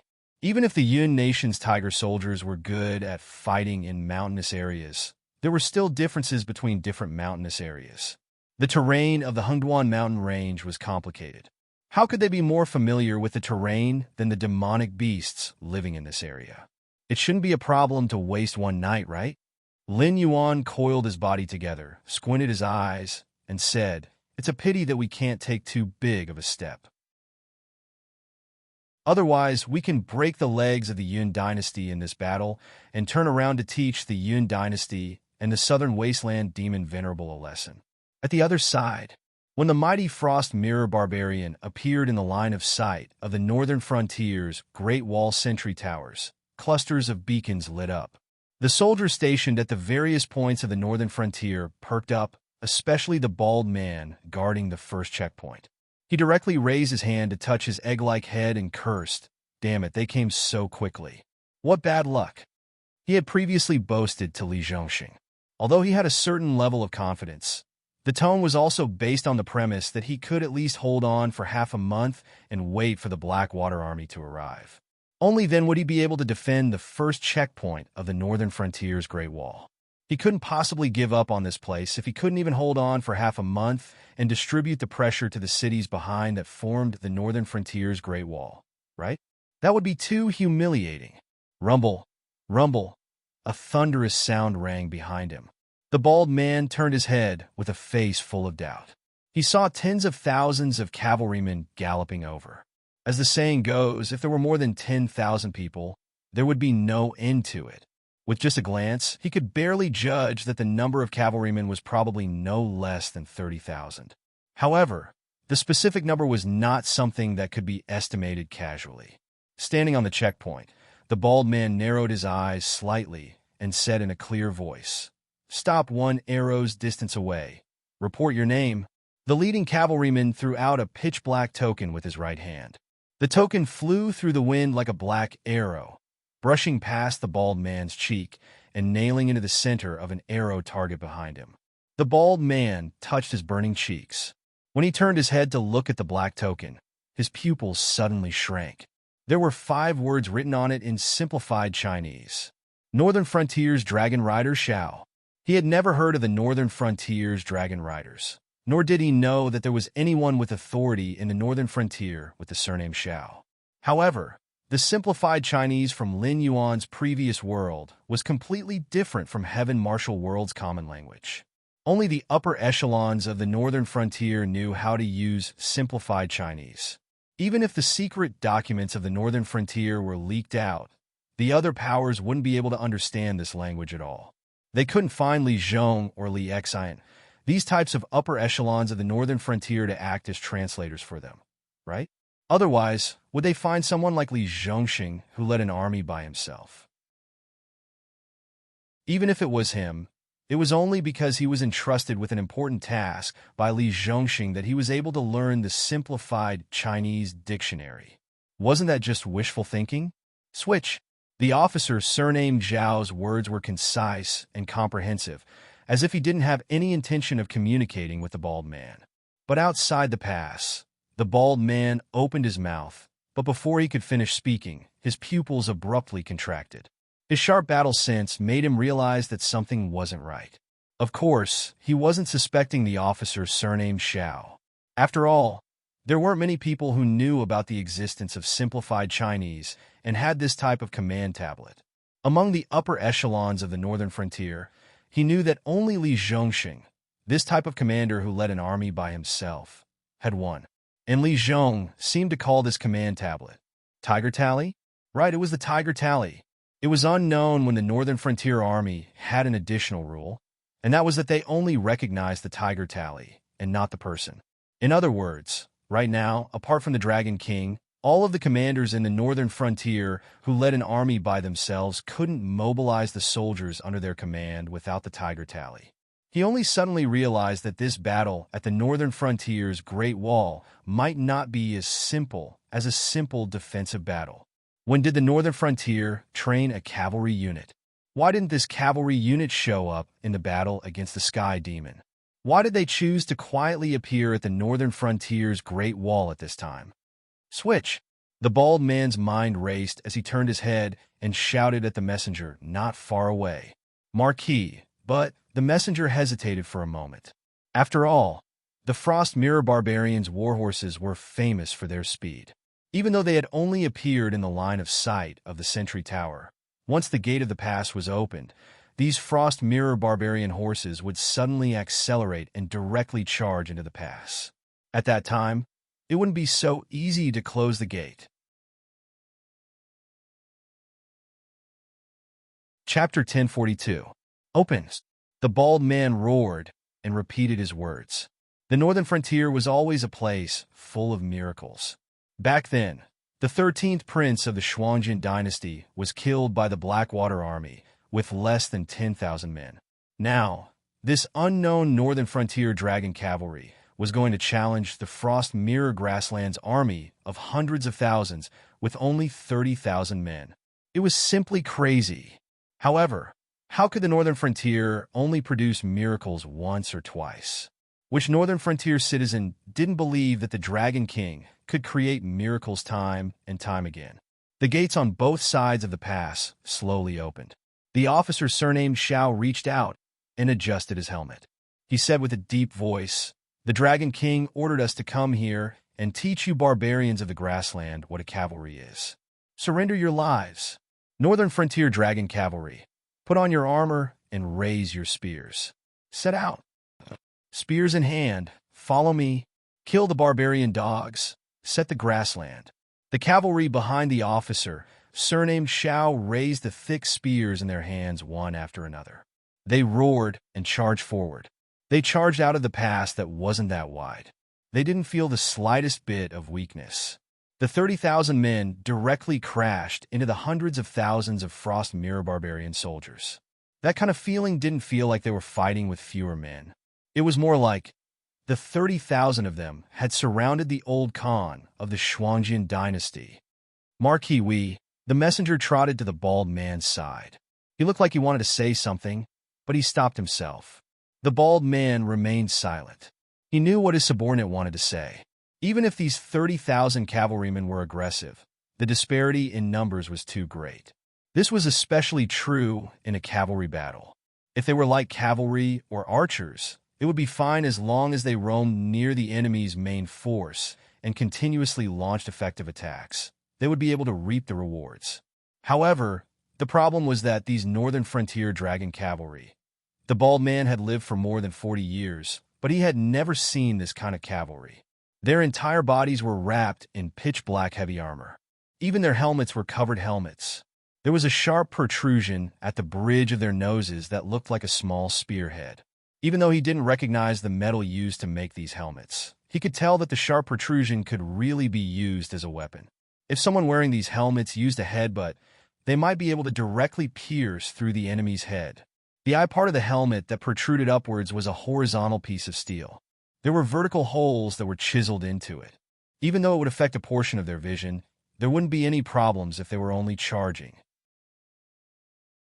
From another perspective, this helmet design, it had to be understood that the Frost Mirror Barbarian were most proficient in horseback riding, but there was nothing they could do about this helmet that was unless they were needles instead of arrows.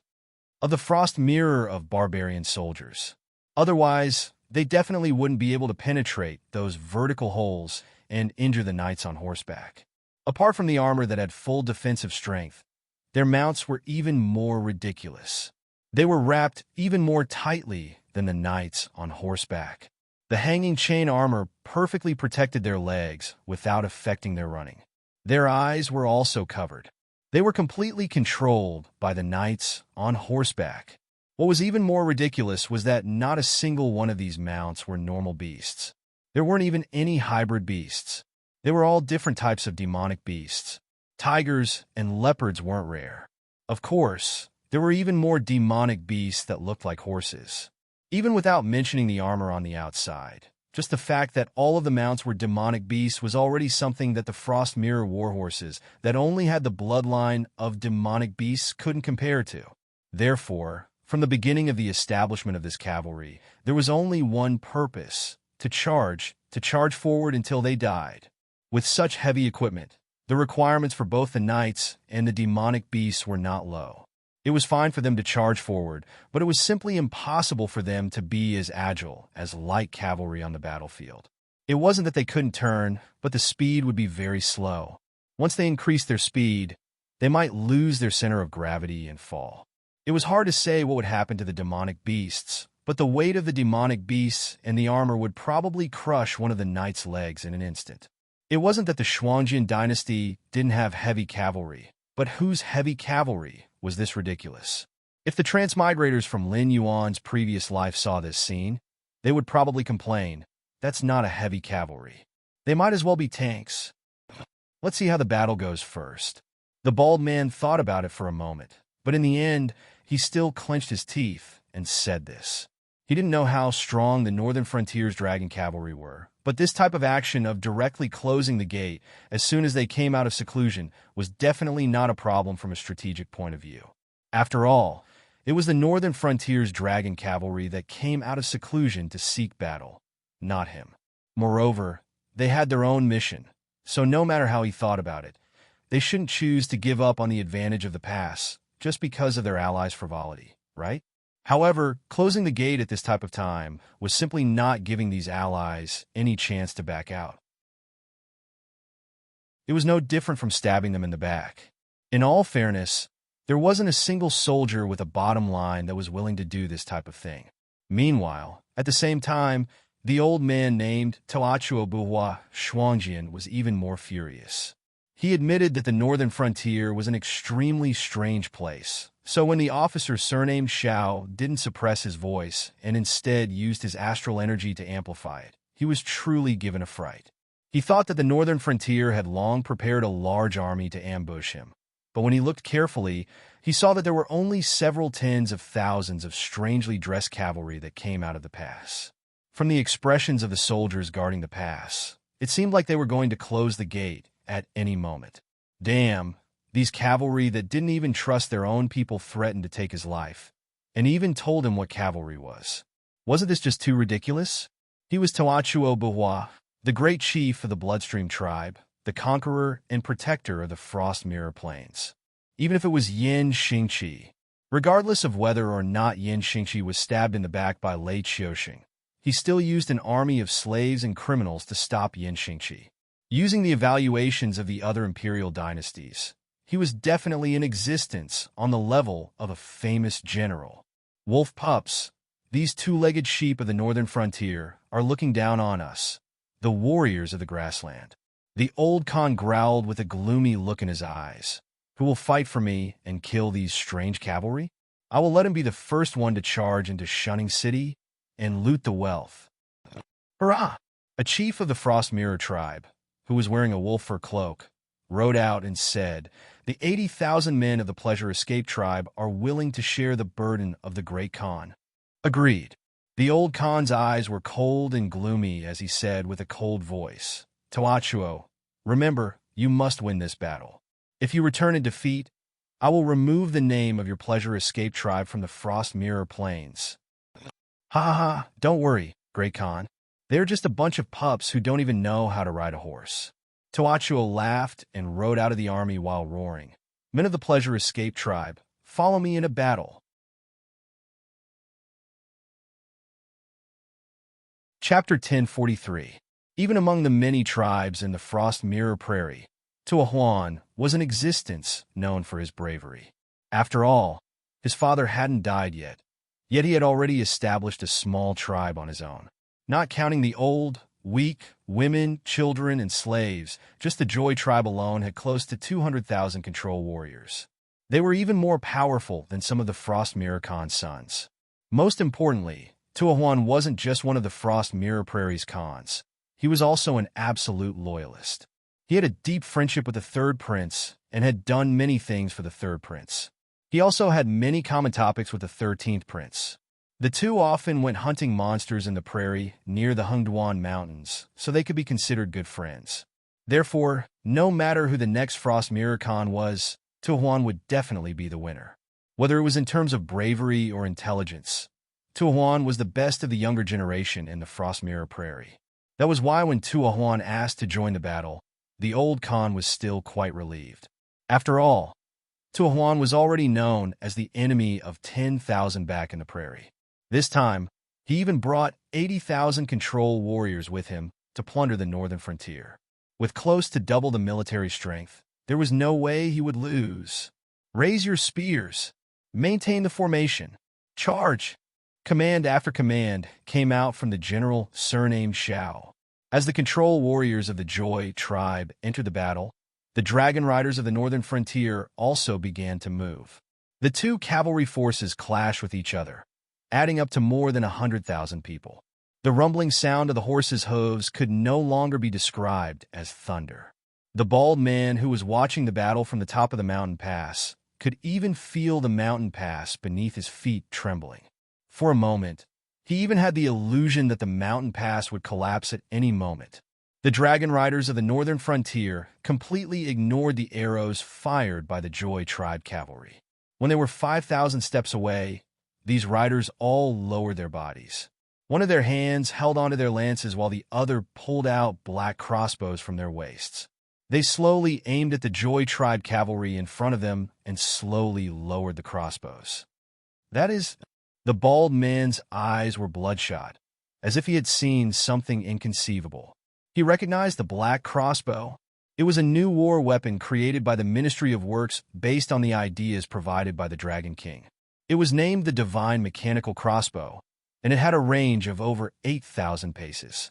It could be activated by pressing the button, and it could instantly shoot out close to 100 crossbow bolts with extremely strong penetrative power. Furthermore, after firing all the bolts in the crossbow, it only needed to be replaced with a new crossbow to be able to fire a second round of shots. It could be called a killing machine on the battlefield. Even Li Zhongxing, a general who led an army by himself, could not get many of them from the Ministry of Works. Crossbowmen in the southern expedition were treated like the lifeblood of the crossbowmen. But this strange cavalry, each of them had a crossbow. The divine mechanical crossbows roared and shot out bolts. Leading over 80,000 players, Joy watched as the enemy simply ignored her arrows. Even when her arrows struck the enemy, they simply bounced to the side. Not to mention dealing any damage, they didn't even cause any hindrance to the enemy. Then, she watched as the enemy took out a crossbow. This was the last scene Tuahuan saw. The 80,000-strong Joy division was completely routed before they could inflict any casualties on the enemy. Or perhaps it could be said that the Joy division and their horses were forced back by the concentrated crossbow bolts. If not for the enemy still charging, the Joy division would instead be further and further away from the enemy. The instant the enemy escaped from the crossbow, Joy division was directly blasted into a pile of mush. Put away the crossbows. Speed up! The voice of the officer, surnamed Shao, sounded on the battlefield again. Immediately afterwards, all of the northern frontier dragon riders moved in unison, almost instantly putting away the divine mechanical crossbows on their backs. They adjusted their posture on their horses and gripped their lances with both hands. The heavy armored mounts under them, even more so, suddenly erupted with speed that was not inferior to the light cavalry. Even though this speed was only limited to charging, the pressure of running into a steel wall wasn't something anyone could endure. Apart from the Joy Division troops who were treated as dead, the surviving Joy Division cavalry directly released miserable screams.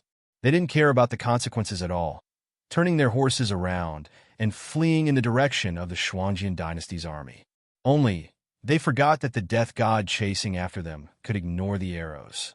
Wearing leather armor, or even without leather armor, there was no way they could reach this level. Release the arrows. Shoot them to death for this con.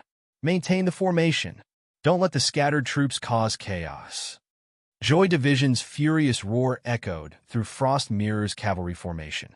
However, no one noticed that the hands of this old Khan who claimed to have defeated Swallow Xingqi were currently trembling. He regretted it. He regretted treating the northern frontier like a soft persimmon.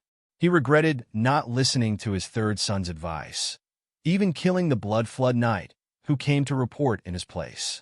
He shouldn't have come here. What kind of freak was this? Several tens of thousands of people were facing cavalry that was twice their size. The two sides didn't even come into contact with each other before they were defeated. During this period of time, they even completely ignored the arrows of Frost Mirror's cavalry. Not only was this battle incomparably fierce, the enemy didn't even lose a single member. They continued to charge at the Xuanjian dynasty's army without slowing down. This was just too freaking ridiculous. However, the dragon riders of the northern frontier didn't hesitate in the slightest. They were extremely fast, even faster than the scattered troops. The rain of arrows aimed at the Frost Mirror's cavalry fiercely smashed into the Xuanjian dynasty's army. Those seemingly thick and sturdy cavalry spears were also products of the Ministry of Works. There was a mechanism installed between the spearhead and the body of the spear. When the spearhead collided with the enemy, it would automatically break apart to prevent the recoil from the high-speed collision from shattering the hands of the cavalry. After completing a charge, the dragon riders of the northern frontier threw away the broken spears in their hands without any hesitation, just like they had practiced countless times. They pulled out the long swords on their saddles and hacked at the Frost Mirror's cavalry around them, as if they were slaughtering livestock. The mounts under their command also displayed the huge difference between demonic beasts and bastards.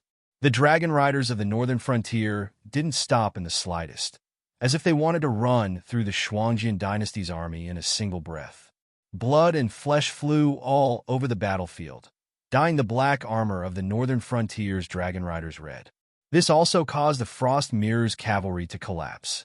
From the moment the dragon riders of the northern frontier came out of seclusion until now, several tens of thousands of soldiers had faced several hundreds of thousands of soldiers. They had directly wiped out more than 100,000 Frost Mirror's cavalry, and the northern frontier's dragon riders hadn't even lost a single member. This could no longer be described as a great victory. This was a F***king devastating blow. Retreat first. Retreat first. The old Khan was flustered and exasperated as he ordered his personal guards to turn around and flee. At the same time, he continuously gathered the remaining troops.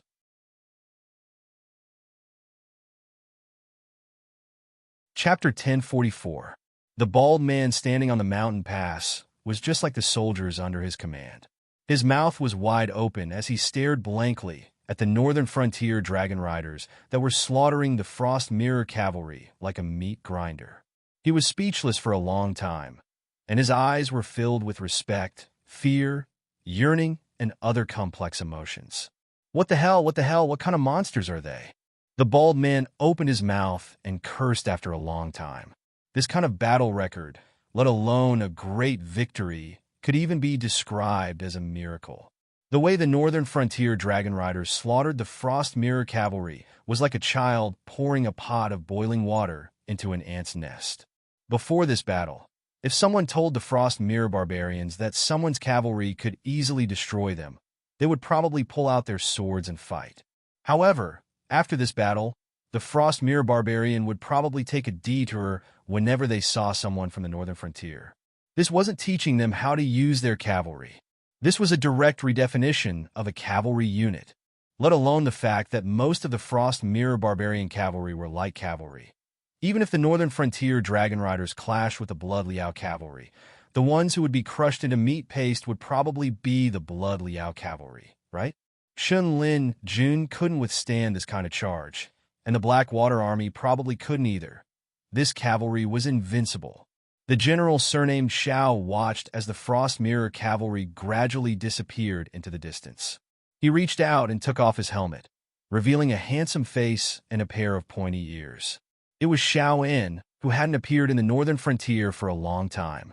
Xiao En sighed and said, "It's a pity that we don't have enough people, and we're no match for these light cavalrymen in terms of stamina and stamina. Otherwise, after this battle, we would be able to directly invade the Frost Mirror grasslands and destroy an entire nation." Another northern frontier dragon rider took off his helmet, revealing a face that resembled Xiaowen's. He said indifferently, "It doesn't matter. The Frost Mirror tribes were defeated in this battle, so they definitely won't let the matter rest. When they return, they will definitely spend a large amount of manpower and resources to create armor similar to ours. When the time comes, the Dragon King's side should have finished deploying his forces." Heh, two birds with one stone. First, the Xuanjin dynasty will suffer a loss, and then the Hengduan Mountains fiend beasts will suffer a loss at the hands of the Frost Mirror barbarians. After that, no matter who wins or loses, we will take over the Frost Mirror plains, and we can even plot against the Hengduan Mountains. Truly terrifying, our great Dragon King. If you don't know how to respect the great Dragon King, I can teach you. As soon as the dragon rider that resembled Xiao En finished speaking, a cold voice rang out from behind him. Soon after, a snow-white blade radiance suddenly appeared, knocking him off his horse. Even though it still didn't break through the protection of his black armor, the impact of falling from the back of a fiend beast that was close to 3 meters in length while wearing such heavy armor wasn't pleasant at all. Xiaowen raised the reins, but he didn't have any intentions of mediating. Instead, he said with a grave and stern expression, "They will come again. Make preparations in advance." He didn't forget the great Dragon King's instructions before they set off. The Xuanjin dynasty had suffered a heavy blow, and the Xuanjin dynasty's authority and status were both in jeopardy. In addition, the Xuanjin dynasty was a nomadic people, so they couldn't hide in the grasslands and lick their wounds. They needed the abundant resources of the northern frontier, and the Xuanjin dynasty needed a great victory. Even if they left now, the Xuanjin dynasty would regroup and come back again. There were only two outcomes. Either the Xuanjin grassland tribes would exhaust most of their forces at the northern frontier's Great Wall, and the Xuanjin dynasty would still be able to sit on the throne with the help of his blood gold knights. Or the Xuanjin dynasty would be scared out of his wits and wouldn't dare to come back again. In that case, the Xuanjin grassland tribes would definitely join forces to attack the Blood Gold tribe and replace the Xuanjin dynasty with a young and strong Xuanjin dynasty. In any case, the Xuanjin barbarians were all experts in cavalry tactics. If they couldn't catch up, it wouldn't take long for the panicked Xuanjin barbarian tribes to react. The dragon riders of the northern frontier possessed unparalleled strength. Borrowing the strength of their demonic beasts, their explosive speed wasn't inferior to that of light cavalry. When paired with divine crossbows, even if they were outnumbered, they could still explode with even more firepower than the enemy. Not only were their defenses powerful, they were also impenetrable. However, their weakness was also extremely obvious. Their armor was just too heavy, and they didn't have enough time to adjust their direction. They could only maintain their charging posture as they moved forward. Moreover, their terrifying weight kept them dangerously close to the limits of what the demonic beasts and knights could bear.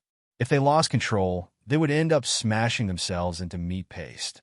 As long as they didn't clash head-on and maintained a certain degree of mobility, it wouldn't be difficult to take down this type of heavy cavalry. Of course, the dragon riders of the northern frontier led by Xiao and didn't chase after them and only defended the pass. This type of action was undoubtedly in an undefeatable position. If those Xuanjian barbarians turn around and attack, they definitely won't continue to pointlessly sacrifice themselves by exchanging fire. As such, they have two choices. One is to imitate your armor and equip their heavy cavalry with similar equipment. This is also the best situation to resolve. In this world, apart from me, no one understands the weaknesses of this type of troop class better than you. Of course, there's also the other situation, which is that they haven't thought of this, or they won't be able to imitate a large amount of similar equipment for their own people in a short period of time. However, the possibility of this situation isn't great, because the Blood Liao cavalry have similar equipment. As a result, the self-proclaimed Frost Mirror Kagan will definitely wait for the right opportunity to have the Blood Liao cavalry clash head-on with you. However, putting aside the difference in the materials of our armor for now, just the tactics I taught you alone will allow you to destroy the Blood Liao cavalry without suffering any casualties. Thus, what you should pay attention to is the other situation. That is, they will give up on fighting you and select a large number of Heavenly Star Realm or even Void Realm cultivators to form a special unit. They will use the great strength and speed of cultivators to launch guerrilla warfare against your heavy cavalry.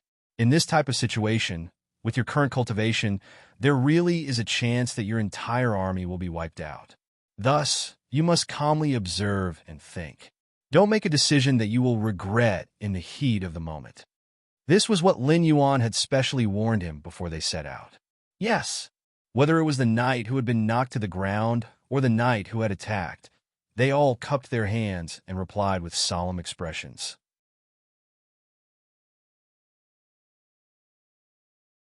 Chapter 1045. All the tribes in the Frost Mirror grassland gathered together. Although it was not as large as the previous attack on the northern frontier, it was not too far off. After all, it was a war between two dynasties. No matter how high the chances of winning were, no one wanted to fight. After all, the situation of the seven dynasties was already set in stone. Even if they took over the northern frontier and the Xinwu dynasty, they would not be able to occupy much territory. Therefore, most of the tribes did not put in much effort. In the end, they still suffered two crushing defeats. No matter which side they came from, they did not gain any advantage. However, it was different this time. This was the Frost Mirror Barbarians' favorite and most familiar plundering activity. Gathering the forces of the entire Frost Mirror grassland to attack the northern frontier, even if the northern frontier was at its peak, they might not be able to withstand such an attack, let alone now when the situation at the northern frontier was not good. The Sky Demon Army was eyeing the south covetously. It was said that the southern wasteland Demon Venerable and the northern frontier had a lot of conflicts. Behind them, there was also the Hungduan mountain range, where beasts were without a master. All the tribes had to be heavily guarded. Now that the Shuangjin dynasty had intervened, the northern frontier might not collapse without a fight, but it was certain that they would lose. Therefore, the Frost Mirror Khan did not even need to mobilize his forces. All the tribes in the Frost Mirror grassland gathered together. Although they were not as elite as they were in the previous war, they were not lacking in numbers. Other than the tribes that were guarding the border, even the smallest tribe had sent nearly 20,000 people. However, who would have thought that they would suffer such a crushing defeat before they could even enter the northern frontier? Good heavens! Tens of thousands of cavalrymen had instantly wiped out 80,000 cavalrymen, and they had even charged into the midst of the Reflection Frost Dynasty's main army, reaping their lives like a meat grinder. Let alone in reality, even those fictional storytellers wouldn't dare to say such a thing, right? Old Khan rode on his horse with a gloomy expression, turning to look at the crestfallen remnants of his army. After a moment of thought, his expression changed abruptly as he growled, "Oh no, we've been tricked." As soon as he finished speaking, the Frost Mirror cavalrymen around him turned to look at the old Khan who initiated two wars and almost broke the spine of the entire prairie. Even a staunch royalist like Tuahuan could not help but feel resentful at this moment. She secretly wondered if the old man had really gone senile. Unbeknownst to them, the Black Jiao in the Hungduan Mountains had already seen through Frost Mirror Khan's thoughts. If one had to give an example, this old Khan was like the third emperor of the Ming dynasty, Zhu Di, the ancestor of the Ming dynasty. When Zhu Yuanzhang was on the throne, Zhu Di was also an absolute model of a famous general. The king of Yin of the Ming dynasty slaughtered the old subordinates of the Yuan Ming dynasty on the prairie. Zhu Di's life was like a standard protagonist template. Even when Zhengwen Emperor removed the vassals, he was considered to have endured the humiliation and carried out the important task. In the end, he successfully completed the Jingnan campaign and sat on the throne that Zhu Yuanzhang would rather pass to his grandson than him. He created the Yongle Golden Age that was talked about by countless people in the future. However, after Zhu Di sat on the dragon throne, It proved that Zhu Yuanzong was right about this son of his. The Yongle Golden Age was not fake.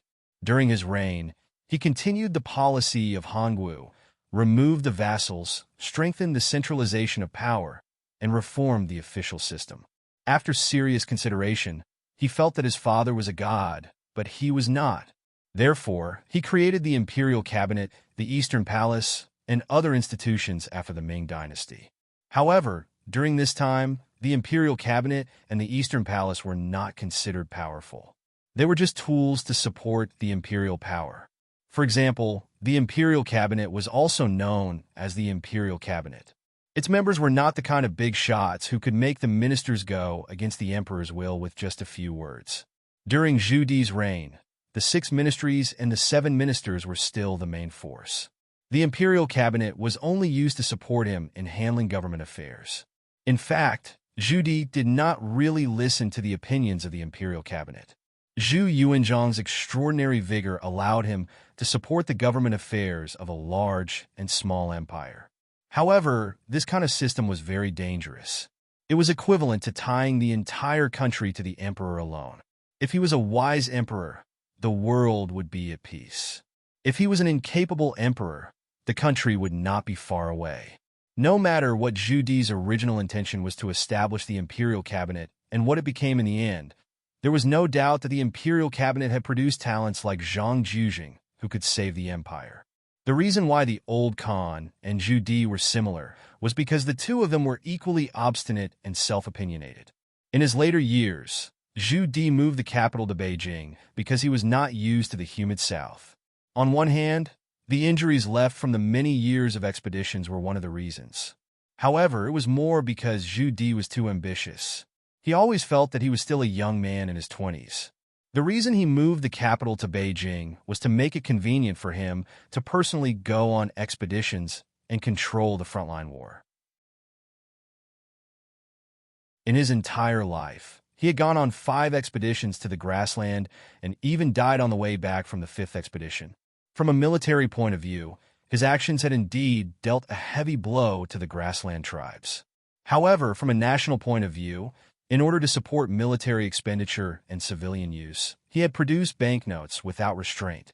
This led to the decline of the people's livelihood in the Great Ming Dynasty, which was known as the Golden Age of Yongle at that time. At the same time, he had also completely rejected the defense line that Zhu Yuanzhang and Zhu Yunwen had built with a lot of money. He had almost directly exposed the capital of the Great Ming Dynasty to the vanguard of the grassland army. To put it nicely, it could be said that the king sacrificed himself for the country, and the Son of Heaven guarded the gate of the country. However, from a practical point of view, in less than 100 years after Zhu Di closed his eyes, the tragedy of the Ming Zone, Zhu Qizhen's wooden fortress being defeated and robbed by the grassland tribes occurred. In other words, it was a shame that was branded in the entire history of the Great Ming Dynasty. Indeed, the Ming Dynasty did not engage in political marriages, did not cede land, and did not pay tribute. It could be said that the Ming Dynasty was a role model for the Chinese dynasties. However, this did not include Zhu Qizhen, the emperor. In fact, the decline of the Ming Dynasty was because of Zhu Qizhen.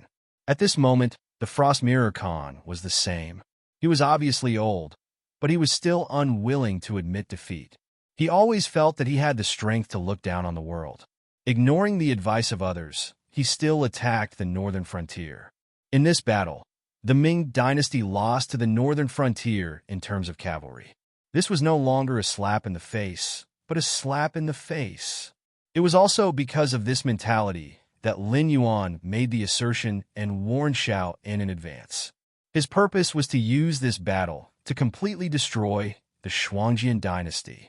This was the confidence that Lin Yuan had in fighting with these old foxes.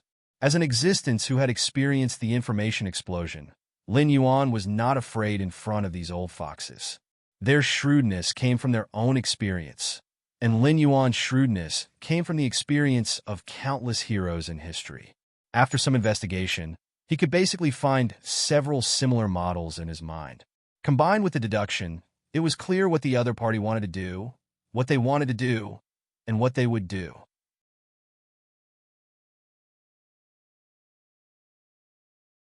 Chapter 1046. Those riders, they're not that scary at all. Old Khan danced on his horse and said, those cavalrymen are wearing heavy armor and riding demon beasts. The demon beasts are also wearing armor. Other than the terrifying crossbow bolts, they are copying our blood Liao knights. Even if their armor is stronger, it's only because their armor is thicker. Look, after we ran a certain distance away, they didn't chase after us to continue killing our warriors. It's not that they don't want to, it's that they don't have the ability. Old Khan, how do you know if they don't have the ability, or if they have deliberately created such a misconception for us, hoping to lure us back to fight, but have set a trap in advance, intending to annihilate us all outside the northern border? What should we do? At this time, a Khan from a tribe that had always been at odds with the Mirror Frost court asked. Under normal circumstances, this tribal Khan would have been captured by the Bloodridge Knights as soon as he finished speaking. Even his tribe might not be spared, all of them enslaved by the Bloodridge tribe. But that wasn't the case now. 2 consecutive defeats had completely worn away the prestige the old Khan had accumulated in his youth. The tribal Khan who had always been at odds with the court was now filled with resentment. If it weren't for the fact that this wasn't a good time for internal strife, a fierce battle might have broken out right away. If they had the ability to chase after us, they would have caught up by now. The old Khan's gaze darkened. We're almost 200 miles away, and you still haven't shaken off that fear. They're no newbies. They must know that if they keep chasing after us, even if they don't wipe us out, they'll kill more than 100,000 of us. So, it must be because they don't have the ability to chase after us. That's why so what? The tribal Khan who asked the question earlier sneered and said in a cold voice, you mean to say that we should gather up the remaining soldiers and go back to fight that terrifying cavalry regiment to the death? Sorry, but you can go die by yourself if you want. This Khan won't accompany you. The old Khan's hands trembled as he gripped the reins. Looking at the tribal Khan who was about to turn around and leave, he growled, coward. A coward like you doesn't deserve to be a subject of the wolf god. I don't deserve to be a subject of the wolf god? Then do you? The exasperated tribal Khan turned around and shouted, look at what you're doing, dragging the brave warriors of the grassland to challenge an undefeatable enemy? The Frost Empire is deteriorating day by day under your leadership.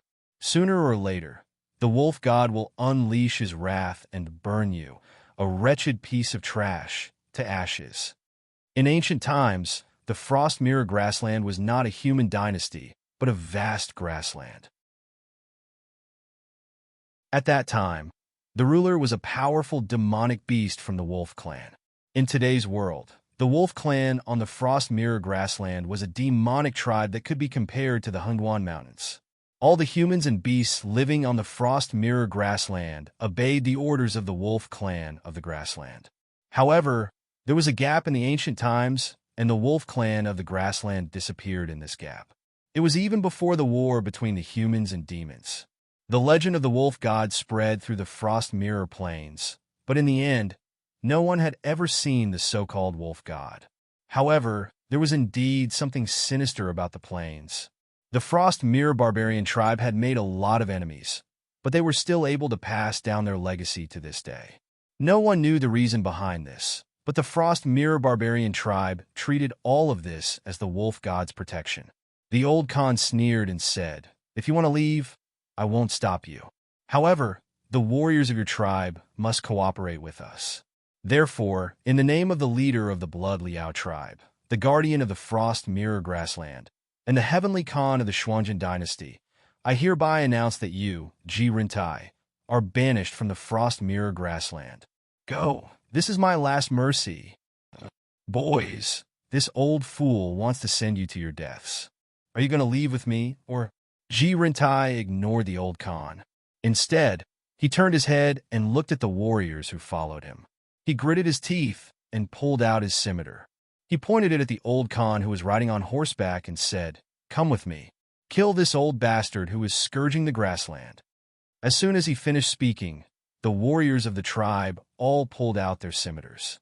It was as if they would charge at the old Khan as soon as the chief gave the order. They looked like a pack of wolves who had set their eyes on their prey. Think about your relatives in the tribe. Don't forget that you are going out to plunder the resources of the northern frontier. If you don't get the resources of the northern frontier, and if you don't get the resources of the northern frontier, and the cattle, sheep, and fodder used by the army, when winter comes, can you and your family survive the winter? Even if you are very rich, even if you suffer this loss, you can still survive this winter. But the northern region has already provoked the Black Flood Dragon. I think you know the temperament of that Black Flood Dragon. When winter ends, or perhaps even before winter, it will lead the northern region's army to set foot on our grasslands. When that time comes, will you still be able to live peacefully? It's not me who is scourging the grassland. It's your chief who is leading you down a path of certain death. The old Khan's eyes widened in anger as he roared. The warriors of the grassland will not run. Do you choose to follow me and continue to attack the northern frontier? Or do you choose to be a coward like your chief and run away before the army of the northern frontier sets foot on the grassland? After these words were spoken, the eyes of the surrounding tribal warriors turned cold. After a long while, a Khan from a middle-sized tribe rode out and said in a low voice, "Old Khan, I have no intention to offend you, but you have seen the power of the northern frontier cavalry with your own eyes. I will not sit by and watch my sons go back to their deaths. Even if you want to attack the northern frontier, I hope you can choose to bypass that pass." No, I've said it before. Those cavalry are not that scary. I already have a way to deal with them. The old Khan's gaze was gloomy as he said, "Besides, even if you bypass the other passes, how can you be sure that the cavalry of the northern frontier is only a few tens of thousands? The other passes don't have such good terrain. Once you are surrounded, it would be as difficult as ascending to heaven to fight your way out. Besides, even if the other passes don't have such cavalry stationed there, it would be harder to nibble than here." The old Khan's eyes flashed as he continued, "That cavalry is very confident. They think that our cavalry cannot be compared to them, but they are wrong."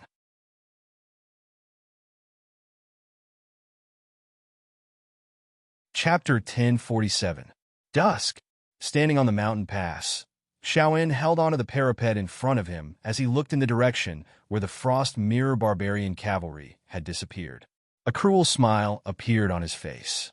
With the terrifying eyesight he had honed as an archer, he could already see the cloud of dust in that direction.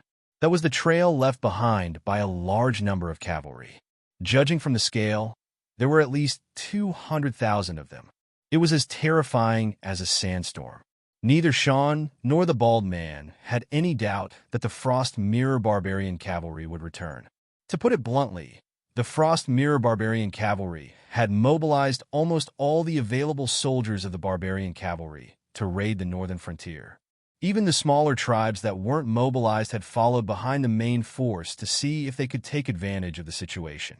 The army had consumed an astronomical amount of resources along the way. If they couldn't reach the northern frontier, who knew how many people would die in the Frost Mirror Barbarian Cavalry when winter came? Therefore, the current situation was that the arrow had already been knocked on the bow. If the raid against the Northern Territory failed, Mirror Frost Khan would have to be replaced, but all the Khans of various tribes would have to die with him. The only question was whether they would choose to take a detour and attack the Northern Territory from other passes, or continue to attack this pass that led straight to the grasslands, which was obviously a tough nut to crack. If it were me, I would definitely reorganize my troops and return here. The bald man's eyes flashed, and he grinned evilly. The Frost Mirror Grassland only knows that the Northern Territory is rich, but they know nothing about the Northern Territory. They can't afford to take the risk, and they don't dare to take the risk.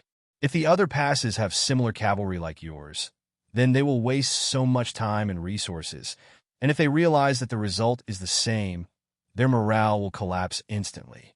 Besides, the Frost Mirror Barbarian Cavalry's discipline has always been bad.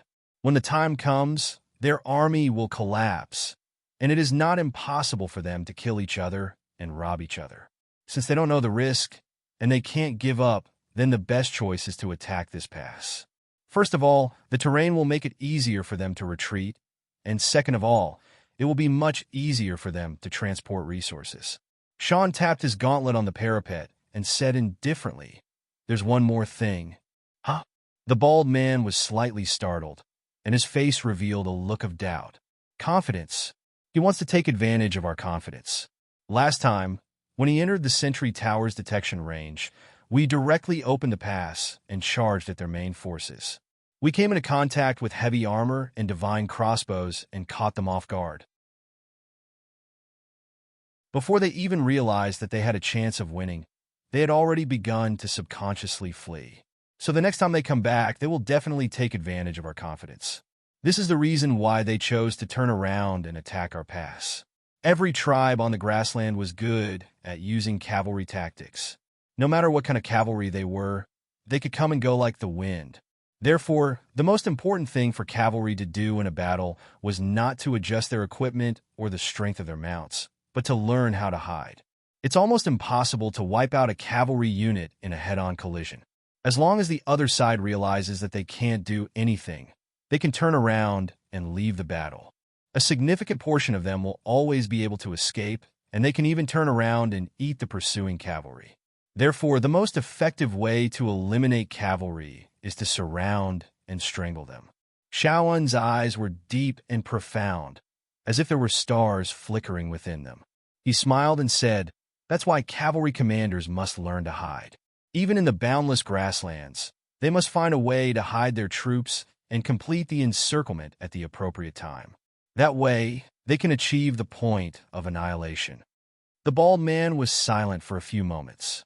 Soon after, he straightened his body and said, "You're saying that the Xuanjian barbarian wants to take advantage of your confidence in coming out of the pass to hide a force on the side of the battlefield. When the Shui Liao Knights or some other force entangle you, he will suddenly launch a surprise attack on the pass and open the pass to the northern frontier." At this thought, the bald man's face turned somewhat gloomy. He knew his own situation. The 20,000 soldiers under his command were not weak. After all, they were young and strong men who had originally lived on the northern frontier. Before Lin Yuan took charge of the northern frontier could be said to be a purgatory on earth. It was not small, but there were not many places suitable for living. Not even the 7 border cities could be considered safe. Due to the overcrowding of the cities, the people of the northern frontier, who could only build villages and towns in the surrounding areas, had it even harder. Every time a beast tide broke out in the Hengduan Mountains, the people of the northern frontier would suffer the most casualties. People like Zhang Xiuzhu, who lived on the northern frontier near the Frost Mirror grassland, had it even worse. Every year, when a beast tide broke out in the Hengduan Mountains, the Frost Mirror tribe would plunder them. It would not be an exaggeration to say that their lives were as cheap as dogs. Even if a beast tide broke out in the Hengduan Mountains and there were no beast tides to attack the northern frontier, for the sake of survival, they still had to venture into the beast forest or the Hengduan Mountains to collect fays and hunt beasts. In the past, it was already extremely difficult to survive in the Northern Territory. Once the people of the Northern Territory formed an army, the strength they could unleash was far beyond what the old soldiers of the South and the Central Plains could compare to.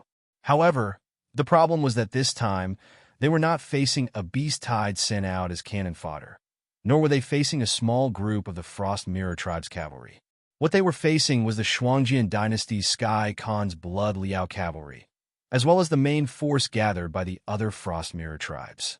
It could be said that almost all of the troops that could be mobilized in the Frost Mirror grassland were currently on their way to the northern frontier.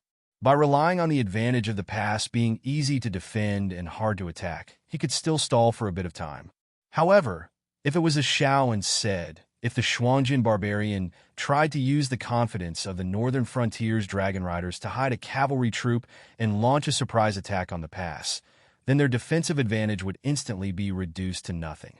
Regardless of how many Frost Mirror barbarian cavalry their 2 armies took out, as long as the Xuanjian barbarian broke through this pass within half a month and charged into the territory of the northern frontier and began plundering and slaughtering, then it would be a great defeat for them. I suggest that we defend. The bald man stared fixedly at Xiaoyan and said with a sunken voice, "In just half a month's time, the Blackwater army will arrive to support us. No matter how determined these barbarians are to plunder the northern frontier, there is no way they can break through the northern frontier's Great Wall's defensive line." Qi Shao In released a cold laugh. He shook his head and said, "If we are counting on the Blackwater Army, how many people do you think they have left? Last time, when the Sky Demon attacked the northern frontier, the Blackwater Army's main force basically all died at the banks of Wei River. Counting on them? Heh."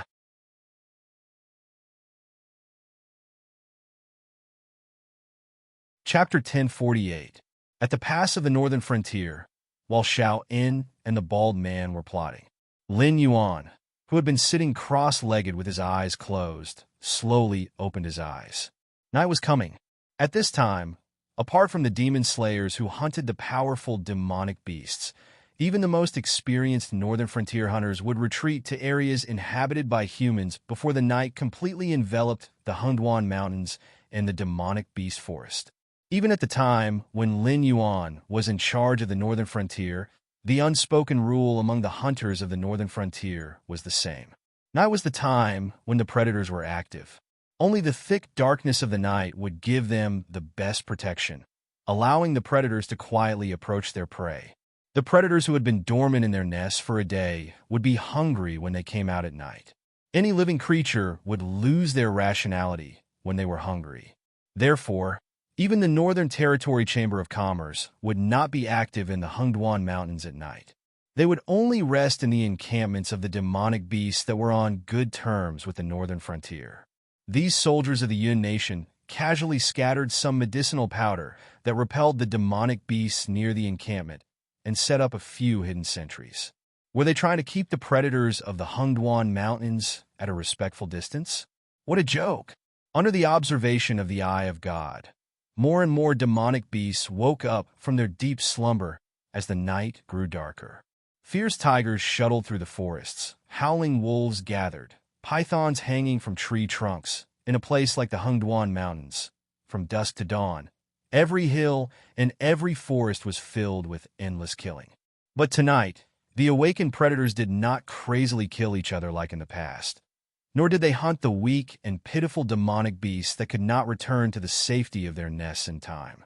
Instead, they rushed in one direction in unison. Even if some predators occasionally bumped into each other, they would tacitly pretend that they did not see each other. Obviously, their target was more tempting than the delicious demonic beast's flesh. That was the area where the Northern Frontier Army was stationed. For the Yao beasts of the Hengduan Mountains, the Northern Frontier Army could release an intoxicating fragrance even from 100 li away. After all, Lin Yuan spared no effort in nurturing the cultivators of the Northern Frontier. In addition, he had a tool like the Northern Territory Chamber of Commerce. These cultivators from the northern frontier had all consumed all kinds of spiritual objects and Yao beasts. The remaining energy in their bodies smelled like pots after pots of nourishing soup to these Yao beasts.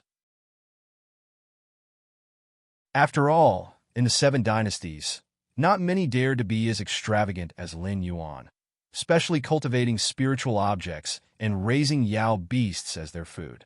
In the other dynasties, only a few trump card troops could enjoy such treatment. The covetousness of these demonic beasts was clearly not within Lin Yuan's worries. Although Li Zhongxing had been caught off guard by the Yun Nation's tiger soldiers, causing him to lose his composure, Xin Lin Jun's education had not been fake.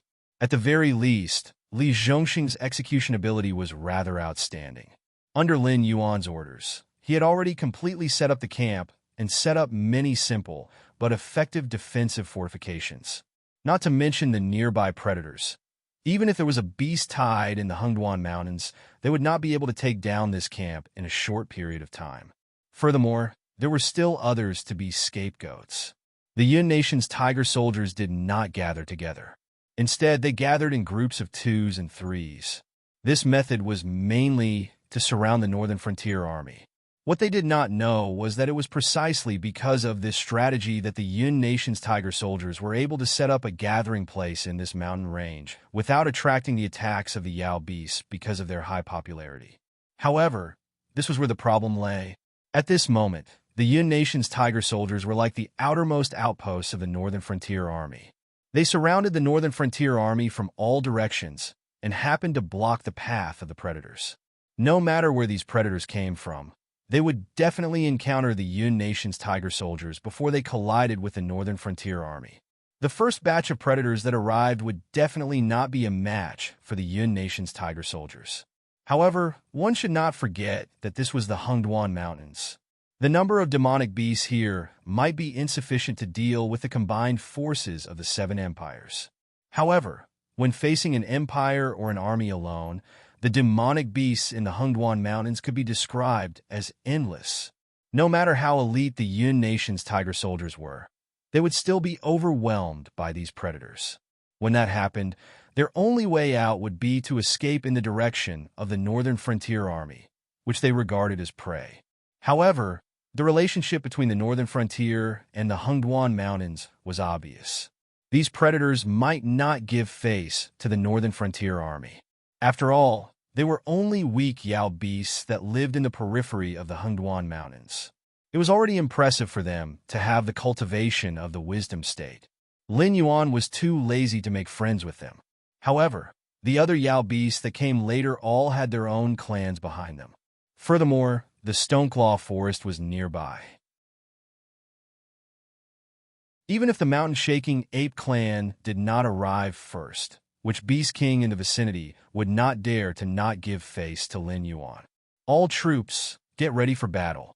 Lin Yuan's voice once again sounded in the command system.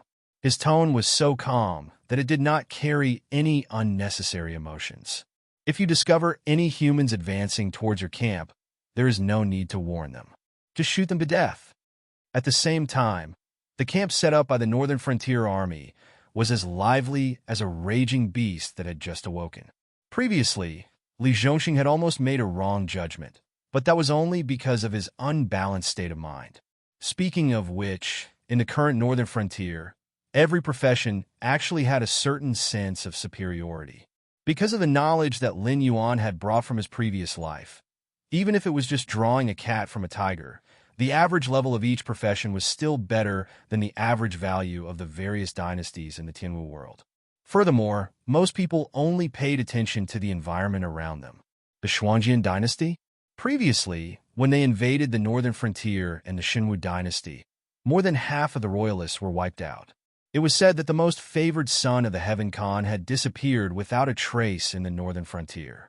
The Grassland Imperial Court could change from the Shuel Yao tribe to another tribe at any time. The Xinwu dynasty?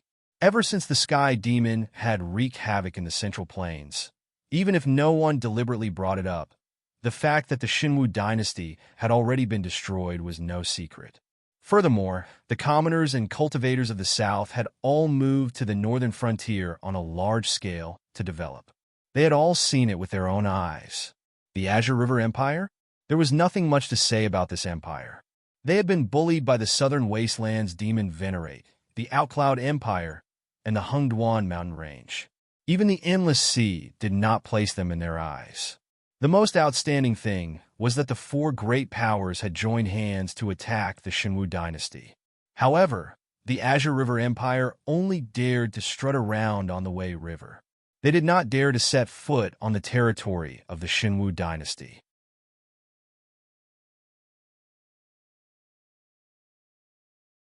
Chapter 1049. Needless to say, most of the people in the Northern Frontier didn't know what was going on with the Imperial dynasty. However, it was evident from the fact that every caravan from other regions bowed to the person in charge of the Northern Territory Chamber of Commerce when they arrived at the Northern Frontier. The Northern Frontier was currently rising in strength. As a part of the Northern Frontier, they also shared in the glory. However, the problem was that things like a slap in the face often came very quickly. This time, the Northern Frontier Army had entered the Hungduan mountain range on a large scale. Although no one thought that the mission would be completed easily, no one thought that they would be caught off guard as soon as they entered the Hungduan mountain range. All the scouts that were sent out lost contact, and the logistics team couldn't catch up in time. Even they were trapped in this area and set up camp. The Northern Frontier Army was ambushed in front of their own home. If this matter was spread out, they would only be laughed at. Therefore, it didn't matter if these people were humans or monsters. It didn't make a difference to the Northern Frontier Army at this moment.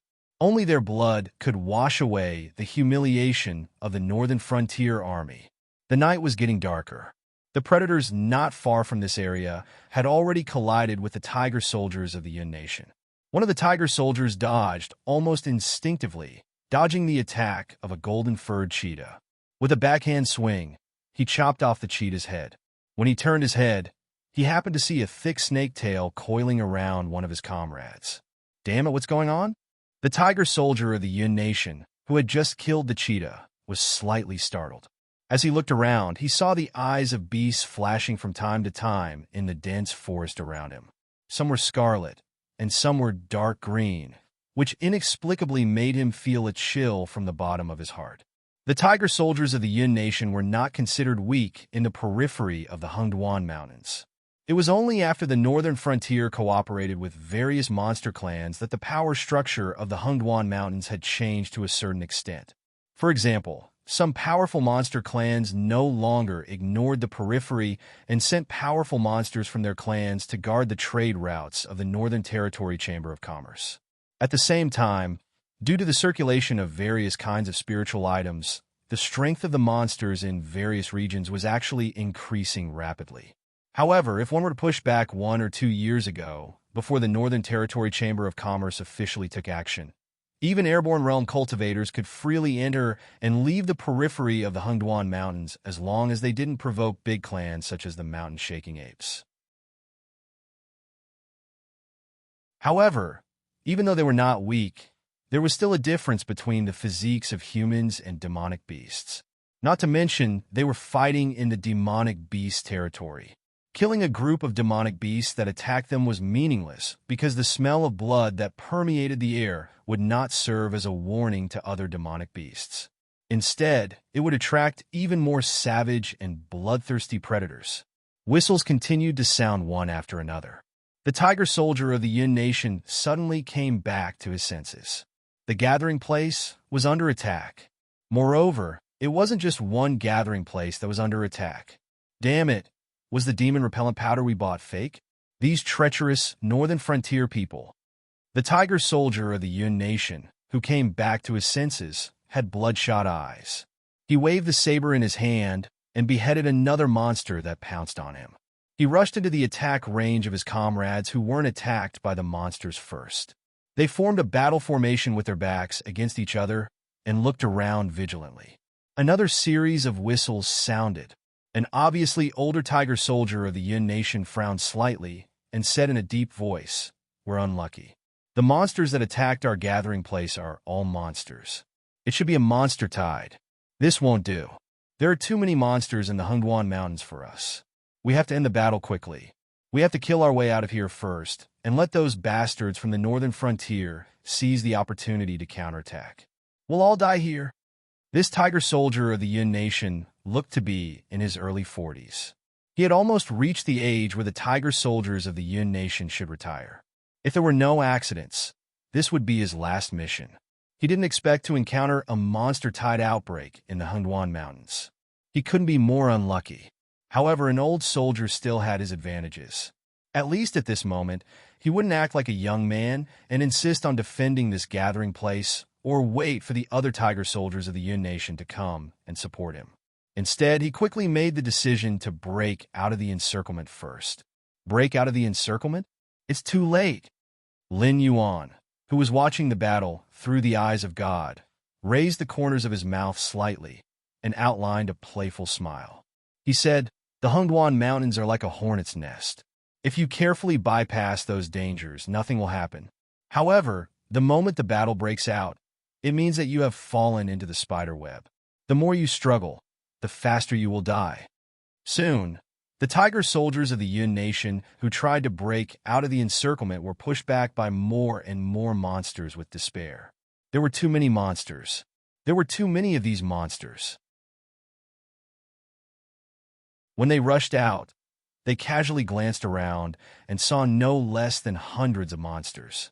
If that was all, it would be fine. However, there were even more monsters in the distance that were crazily rushing towards them. This was really a monster tide, and the scale wasn't small. If there were that many demonic beasts in each gathering place, the total number of demonic beasts could even launch a huge beast tide that targeted the human dynasty and the Hungduan Mountains. The Yun nation could withstand a monster tide of this scale, but they had to rely on the strong city walls and various defensive fortifications. Even if the 30,000 tiger soldiers of the Yun nation were all at the Heaven Star realm, they wouldn't be able to cause much trouble in a monster tide of this scale. Not to mention that there were some monsters that weren't inferior to them in terms of combat power. Even if there were so many pigs here, they would be exhausted to death by the time they finished killing them. The whistle that conveyed the order sounded again. This time, the hearts of all the tiger soldiers of the Yun nation sank. These monster beasts came from all directions, but there were no signs of monster beasts behind them. In other words, even though the distance from the gathering point to the Northern Region Army's encampment wasn't considered safe, the probability of them breaking out of the encirclement was much higher than directly killing their way out of the Hungduan Mountains. How ironic! They originally stayed here to intercept and kill the army of the northern frontier. Even if they couldn't annihilate them, they had to inflict heavy damage. In the end, before they could do anything, they encountered a monster tide outbreak in the Hungduan Mountains. In order to survive, they even had to break out of the encirclement in the direction of the Northern Frontier Army and seek protection from the Northern Frontier Army. But no matter what, they were all humans, right? No eggs would remain intact when the nest was overturned. When they were engulfed by the monster tide, the army of the Northern Frontier wouldn't end up well either. It was better for both sides to work together to overcome the disaster. At the very least, before the monster tide subsided, both sides were comrades that could be trusted.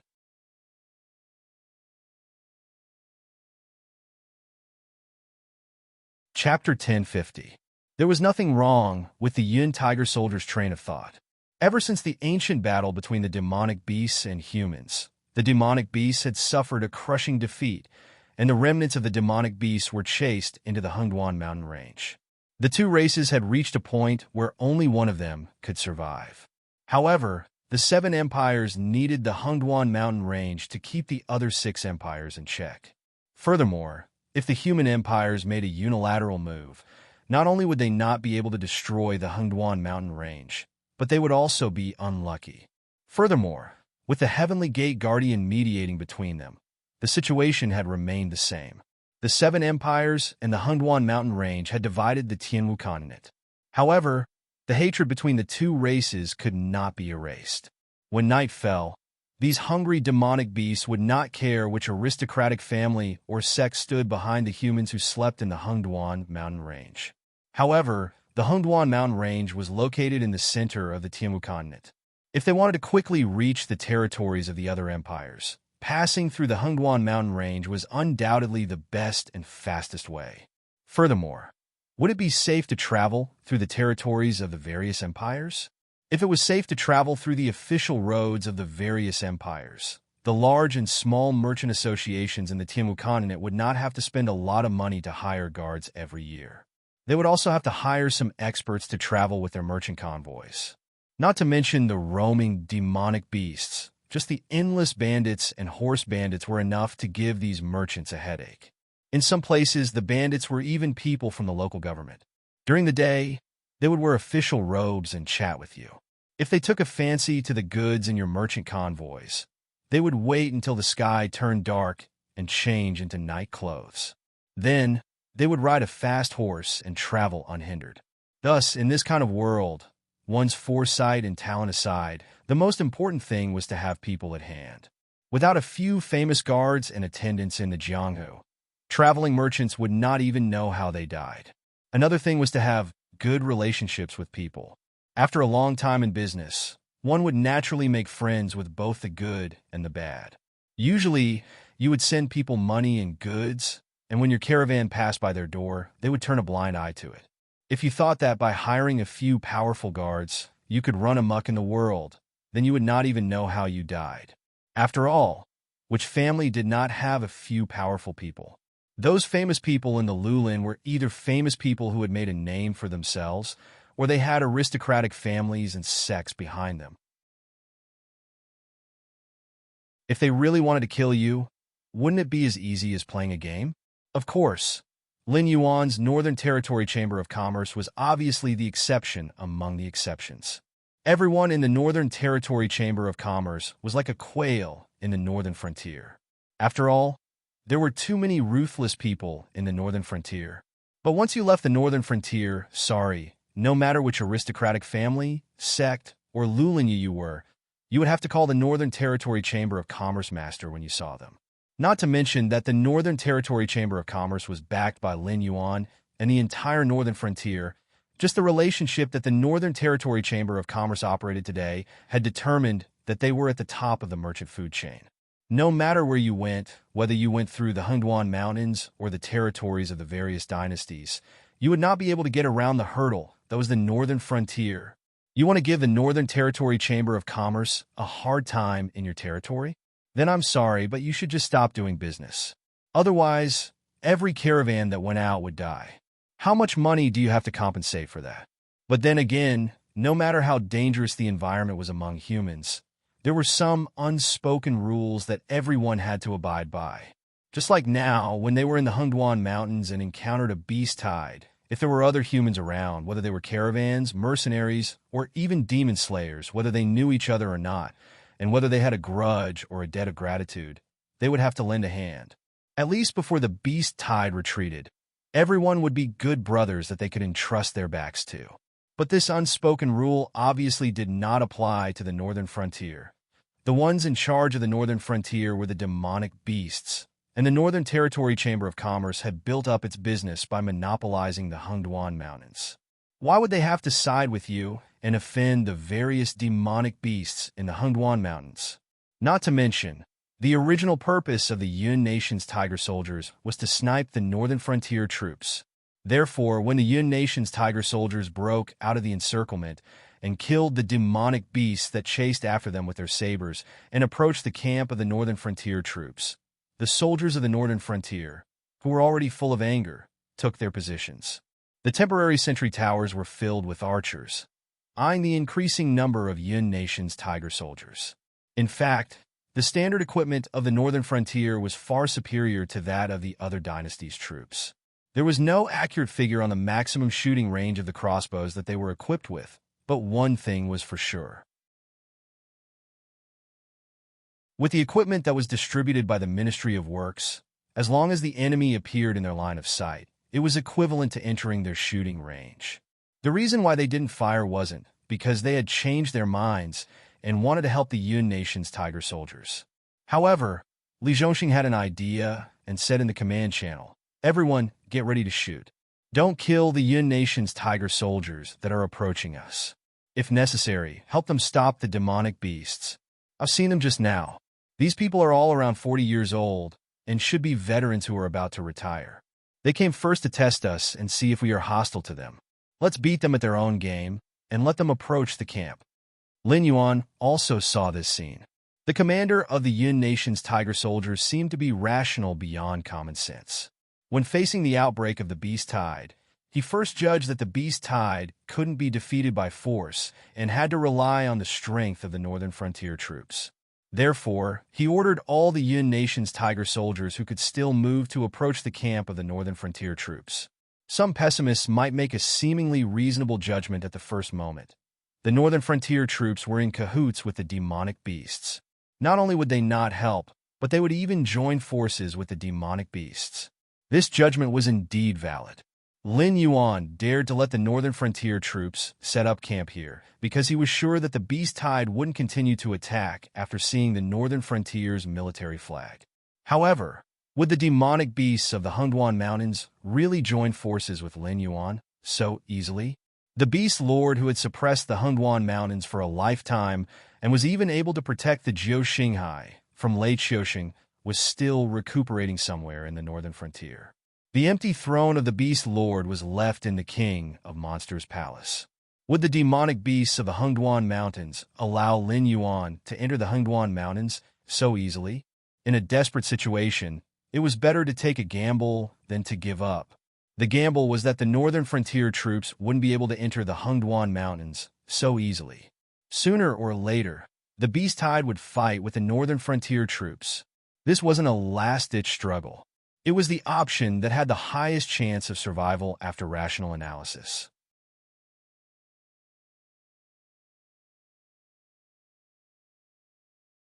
Chapter 1051. Of course, if that was the case, Lin Yuan wouldn't think that the other party was rational and calm. This was because a reckless man would do the same thing. Instead of waiting for death, he might as well take the risk and seek protection from the Northern Frontier Army.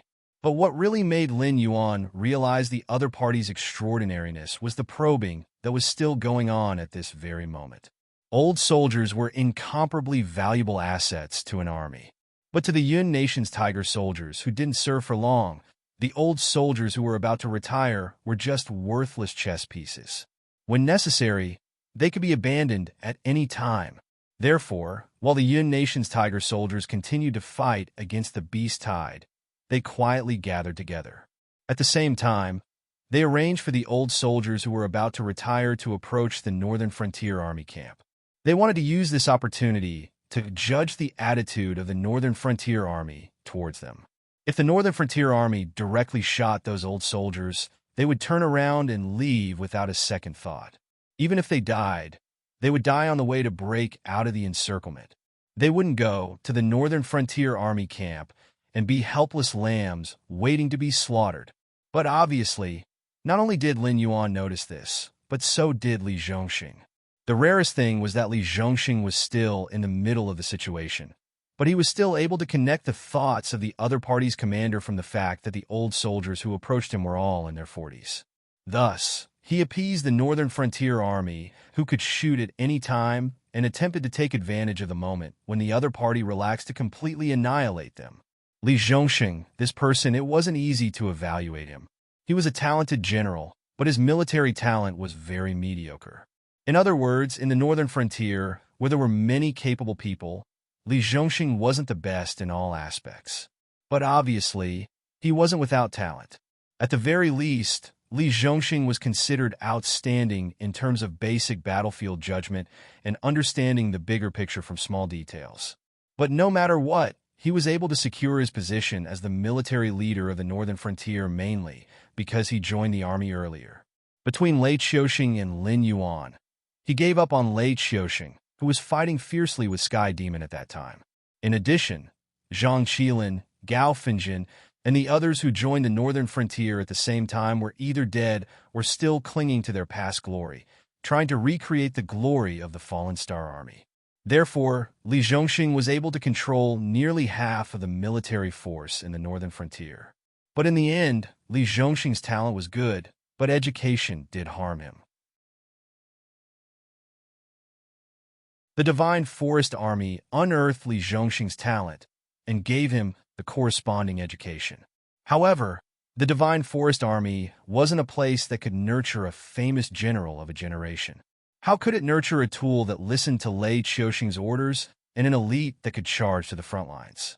Even if Li Zhongxing himself was aware of this, he still couldn't overcome his subconscious behavior most of the time. When he carried out the orders of Lin Yuan or Li Zhongxing, he could do everything well. He even added some of his own ideas to make things more perfect. But when he was asked to lead the army alone, he seemed to be at a loss. For example, this time, if Lin Yuan hadn't built a command system in advance for communication, Li Zhongxing might have been a dead man now. The Northern Frontier didn't lack generals who could fight well, but the military camp was simple. Strength could be respected, but no matter how much the soldiers respected you, it was actually the same. If you wanted to lead an army alone, you couldn't lack ability, seniority, and prestige. There were too many people in the Northern Frontier who could lead an army. Those who survived the Blackwater Army basically had the ability in this area, but to let them lead an organization alone, their prestige and qualifications were too lacking. So even if it wasn't convenient, Lin Yuan could only order Li Zhongxing to lead the army into the Hengduan Mountains. Sure enough, as the ancestors approached the place that was within an arrow's reach, the crossbowmen of the Northern Frontier still didn't shoot them. Instead, they continued to shoot at the beast tide behind them. This action obviously dispelled a lot of the doubts of the commander of the Yun Nation's Tiger soldiers. At the same time, because the pressure of resisting the beast tide was increasing, more and more Tiger soldiers began to move toward the Northern Frontier's military camp. Stop! Who are you people? On the sentry tower, a group of Northern Frontier crossbowmen lowered their bows and aimed at the approaching old soldiers. Mercenaries! We are a mercenary corps from the Yun Nation. An old soldier yelled loudly. The Chuyan Empire's terrain was filled with hills, forests, and swamps. Therefore, the service in the Chuyan Empire was mainly light and portable. Most of the people would usually wear beast fur or cloth clothes. After all, some of the swamps were heavy enough for people to pass through. If they were to bring some heavy equipment, it would instead put them in danger. In addition, there was a lot of miasma in the forests of the Chuyan Empire. Even those in the Flight Realm and Heaven Dipper Realm who could walk on air would not dare to move casually. Therefore, even the Yun Nation's Tiger soldiers, who were considered heavy infantry in the Yun Nation, wore ordinary Yun Nation clothes under several layers of Thunder Marsh leather armor. It was convenient for them to take off their equipment when they encountered swamps. Then, people on both sides of the river would transport the equipment to the other side through various methods. Now, the Yun Nation's Tiger soldiers who were approaching the northern frontier's military camp had already taken off their expensive Thunder Marsh leather armor and thrown it aside before they entered the sentry tower's line of sight. Therefore, they looked no different from ordinary people from the Yun Nation. Even if they still had a valiant and murderous aura, the word mercenary was enough to explain them. As for whether the equipment that they had taken off could be recovered, who would care about the value of their equipment when their lives were at stake? Why are the mercenaries of the Yun Nation loitering around the Hungduan Mountains, near the northern frontier? A young general in black armor rode out of the camp on his horse and killed a night leopard that was sneaking over. He then turned to the old soldier, who spoke with a cold gaze. The old soldier laughed dryly and said resentfully, "I accepted a big mission to hunt down a beast, but I didn't expect that beast to be so cunning. We chased it all the way here and didn't expect to encounter a beast tide. If it weren't for the soldiers setting up camp here, I would have definitely died here." Huh? The young general sneered, picked up the spear in his hand from the ground, and turned to the soldiers from the northern frontier who came out with him. Capture these people first, and ask the others later to find out what kind of beast could escape all the way from the Yun Nation to the northern frontier. The smile on the old soldier's face stiffened slightly, and a cold glint appeared in his eyes. Should the soldiers from the northern frontier take off their weapons, find a place to imprison them, and turn them into lambs waiting to be slaughtered? Or should they take action now?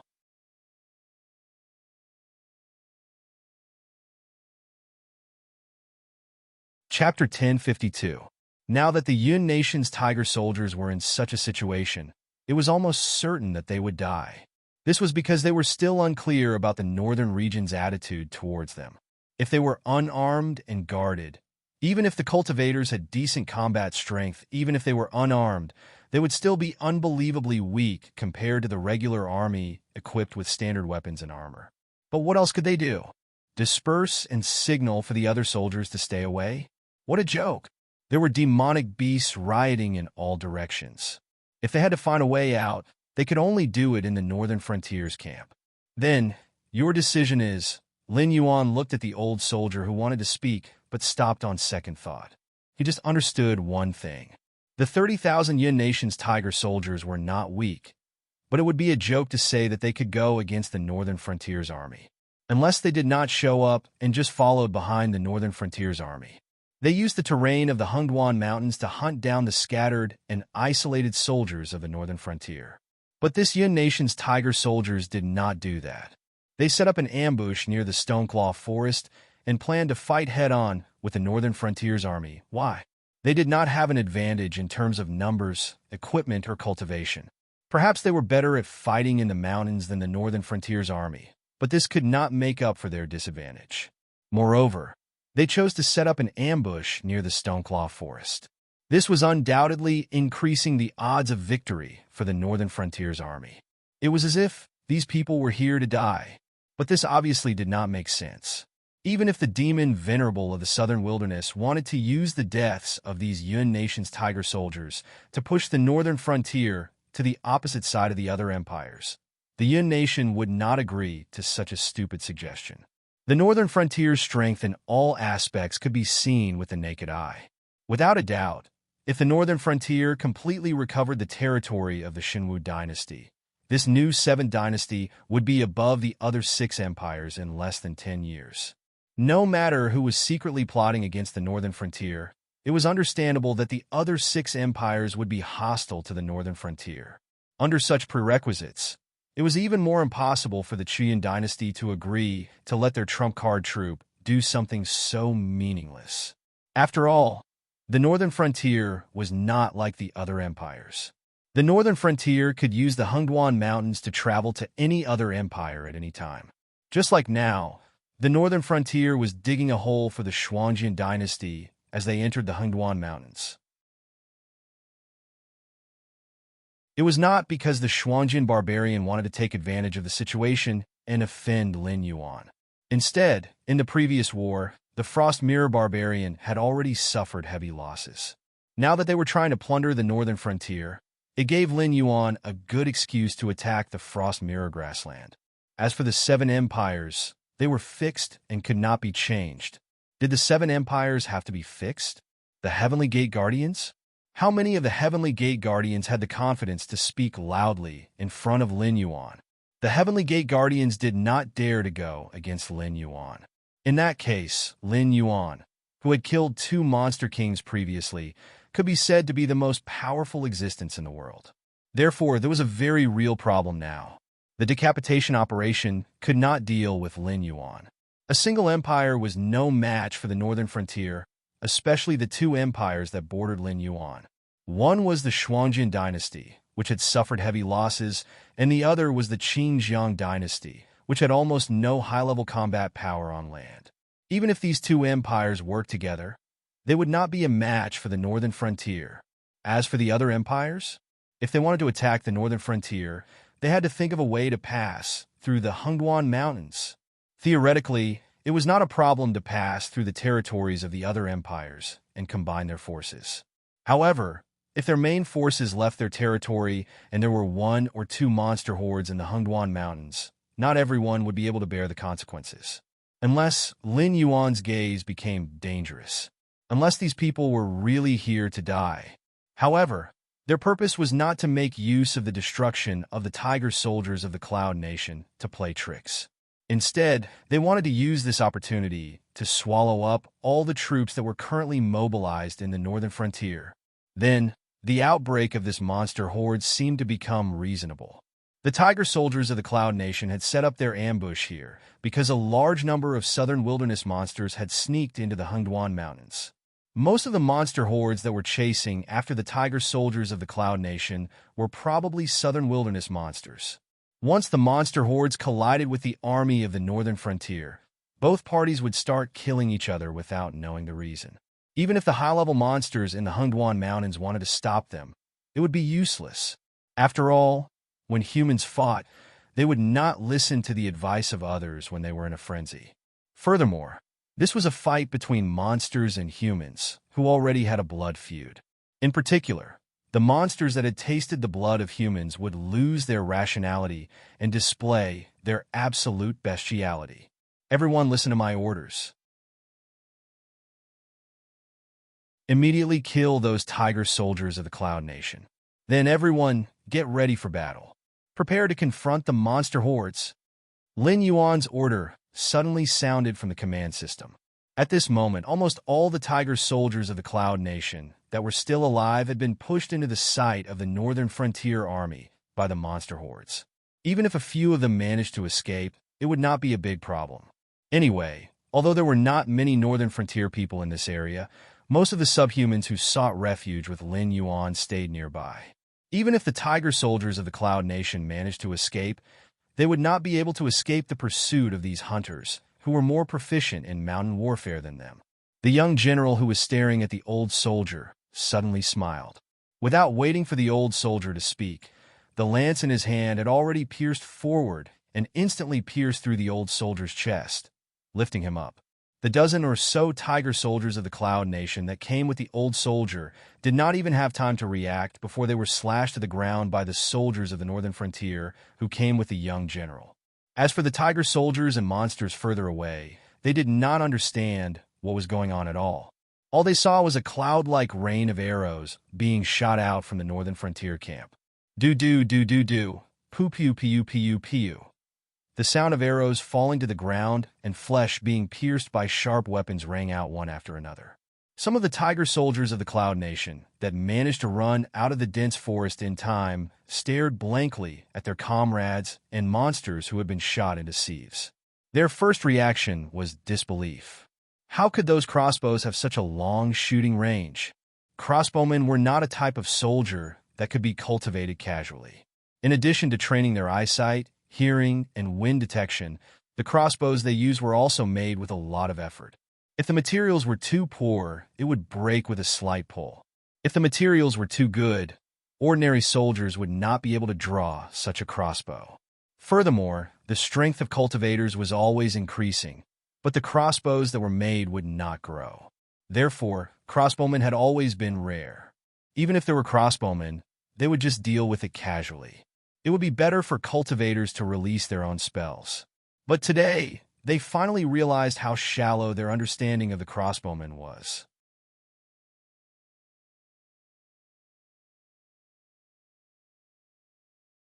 Chapter 1053. Long-range troops who used cold weapons were incomparable to cultivators who specialized in long-range spells. In the past, if someone said such a thing, they would probably take it seriously. But from now on, if someone said such a thing, they would definitely go up and give that person a resounding slap. Regardless of the level of the technique, the amount of energy and demonic energy consumed would not be small.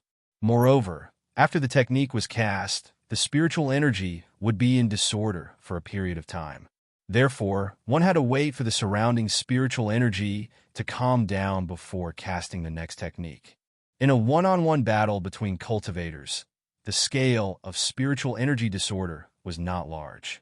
It could be calmed down in an instant, or at most, it would only take a dozen seconds. However, in a battle between legions, tens of thousands of cultivators were casting spells at the same time. The spiritual energy disorder caused by this was not something that could be calmed down in a dozen seconds. Even Lin Yuan could not avoid such spiritual energy disorder system skill cooldown. Therefore, legions of cultivators who specialized in long-range spells were very powerful. They could even directly attack a city and destroy all of the enemy's defensive facilities. However, in a great battle, it was already considered very impressive if such a legion could be used 3 times. But what about archers? Archers did not have any skill cooldown and did not consume much gang chi. They only needed to knock an arrow and aim at their target. Then, with a gentle release, they would take out the next arrow from the quiver. The physical strength and gang chi consumed from the beginning to the end were almost negligible. If they were paired with composite bows that had an extremely long range and metal arrows that had the effect of breaking through gang chi, they might not cause much damage to inanimate objects such as buildings. However, to cultivators, the rain of arrows that was like a dark cloud was simply the smile of the Grim Reaper.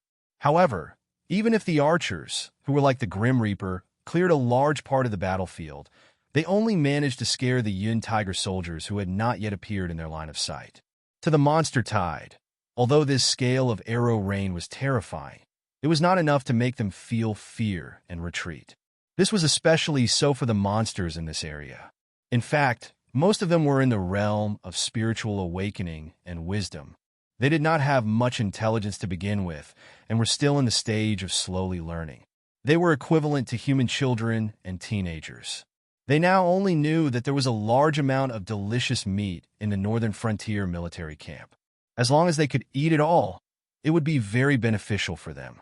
Marshal Li, something is wrong. The young general, who had just returned from outside the camp, rode his horse to Li Zhongxing's side and said with a solemn expression, "Those demonic beasts, as long as they eat the flesh of the Yun Tiger soldiers, they will become very crazy and bloodthirsty. I saw several demonic beasts like that. They charged towards our camp without caring about anything else, and even bumped into other demonic beasts along the way. If they really couldn't make it, they would even take the initiative to attack other demonic beasts." Li Zhongxing pondered for a moment. His eyes suddenly focused as he said, "It's a goo worm. When I was in Shinlin-jun, I heard that there were many goo masters in the southern wilderness and the Yun Tiger Empire. However, they are different from us orthodox cultivators. 80% of a goo master's strength is in goo worms. If they fight head-on, they might even be killed by cultivators who are of a higher realm. However, no one can predict what they will experience in the future. In order to ensure that they don't fall into a dangerous situation where their goo worms are used up, goo masters will place goo worms in food and spiritual items. Through this method, they can control some cultivators or monsters to fight for them. The demonic beasts. He paused, and a cold light flashed in his eyes. He continued, before those Yun Tiger soldiers came here, they should have been controlled by goo masters. The monsters ate them, so the goo worms were transferred to the monsters. The purpose of these goo worms should be to kill us. That's why the monsters who planted the goo worms were so crazy. The young general's gaze turned gloomy. For a moment, he didn't know what to say. Although everyone knew that the living environment in the southern wilderness and the Yun Tiger Empire was difficult, and that many strange things had occurred, the existence of goo masters and goo worms wasn't a secret. It was inevitable that people would feel disgusted when they talked about it. Those who hadn't been to the southern wilderness and the Yun Tiger Empire would probably rarely hear about such things. Li Zhongxing crossed his arms in front of his chest and pondered for a moment before saying, "That's not right. It's impossible for these goo worms to control these demonic beasts so quickly. Unless these demonic beasts originally had goo worm eggs in their bodies, but they were activated by something. Perhaps the flesh of these Yun Tiger soldiers contained some medicinal ingredients that accelerated the incubation of these goo worms." Okay, Marshal Li, don't say any more. The young general's face was a little pale. He stretched out his hand and shook it in front of Li Zhongxing. He said, "I don't want to hear such disgusting things. Just tell me what to do next." "You." Li Zhongxing looked like he wanted to say something, but hesitated. He sighed and said, "Forget it, call a few more people over."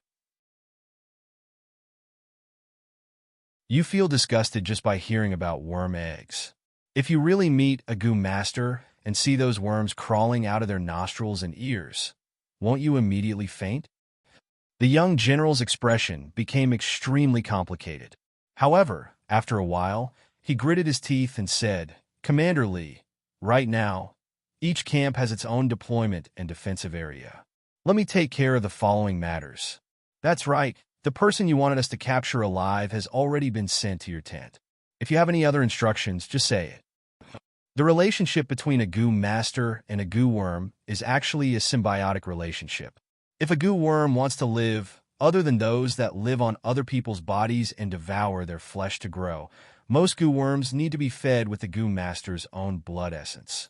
Otherwise, it is easy to sever the connection between the goo worm and the goo master, causing the goo master's painstaking efforts to refine the goo worm to go to waste. Secondly, a newborn goo worm without the goo master's nurturing is very easy to die prematurely. Thus, if my deductions are correct, then there must be a goo master nearby. Moreover, it might not be a human.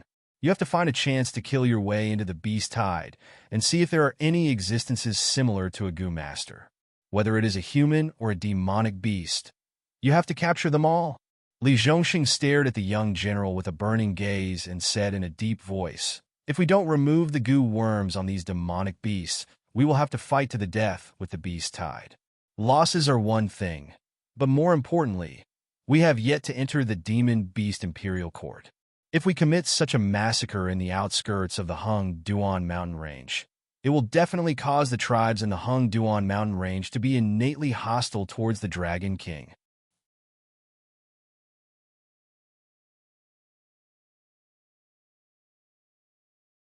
Chapter 1054. Lin Yuan, who was silently observing, was also speechless.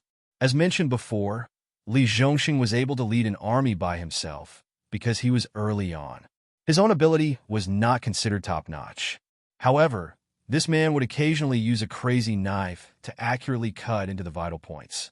Lin Yuan himself did not think that far. After all, the demonic beasts in the periphery of the Hungduan mountain range were all cannon fodder. To be honest, unless their clan was very powerful, it would not attract anyone's attention even if their clan was suddenly wiped out. However, The key to this matter was not how many demonic beasts would die in the periphery of the Hungduan mountain range. The key now was the goo worms. If the demonic beasts in the periphery of the Hungduan mountain range could be implanted with goo worms without anyone noticing, then would it be possible for the demonic beasts in the depths of the Hungduan mountain range to be implanted with goo worms in advance?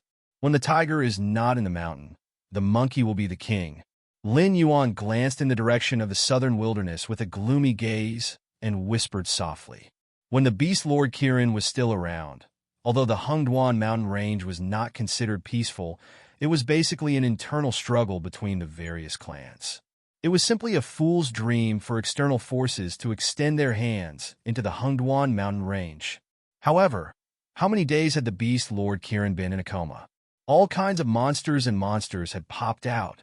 Although the Frost Mirror grassland could be said to be a soldier, their vitality was greatly damaged after the previous defeat.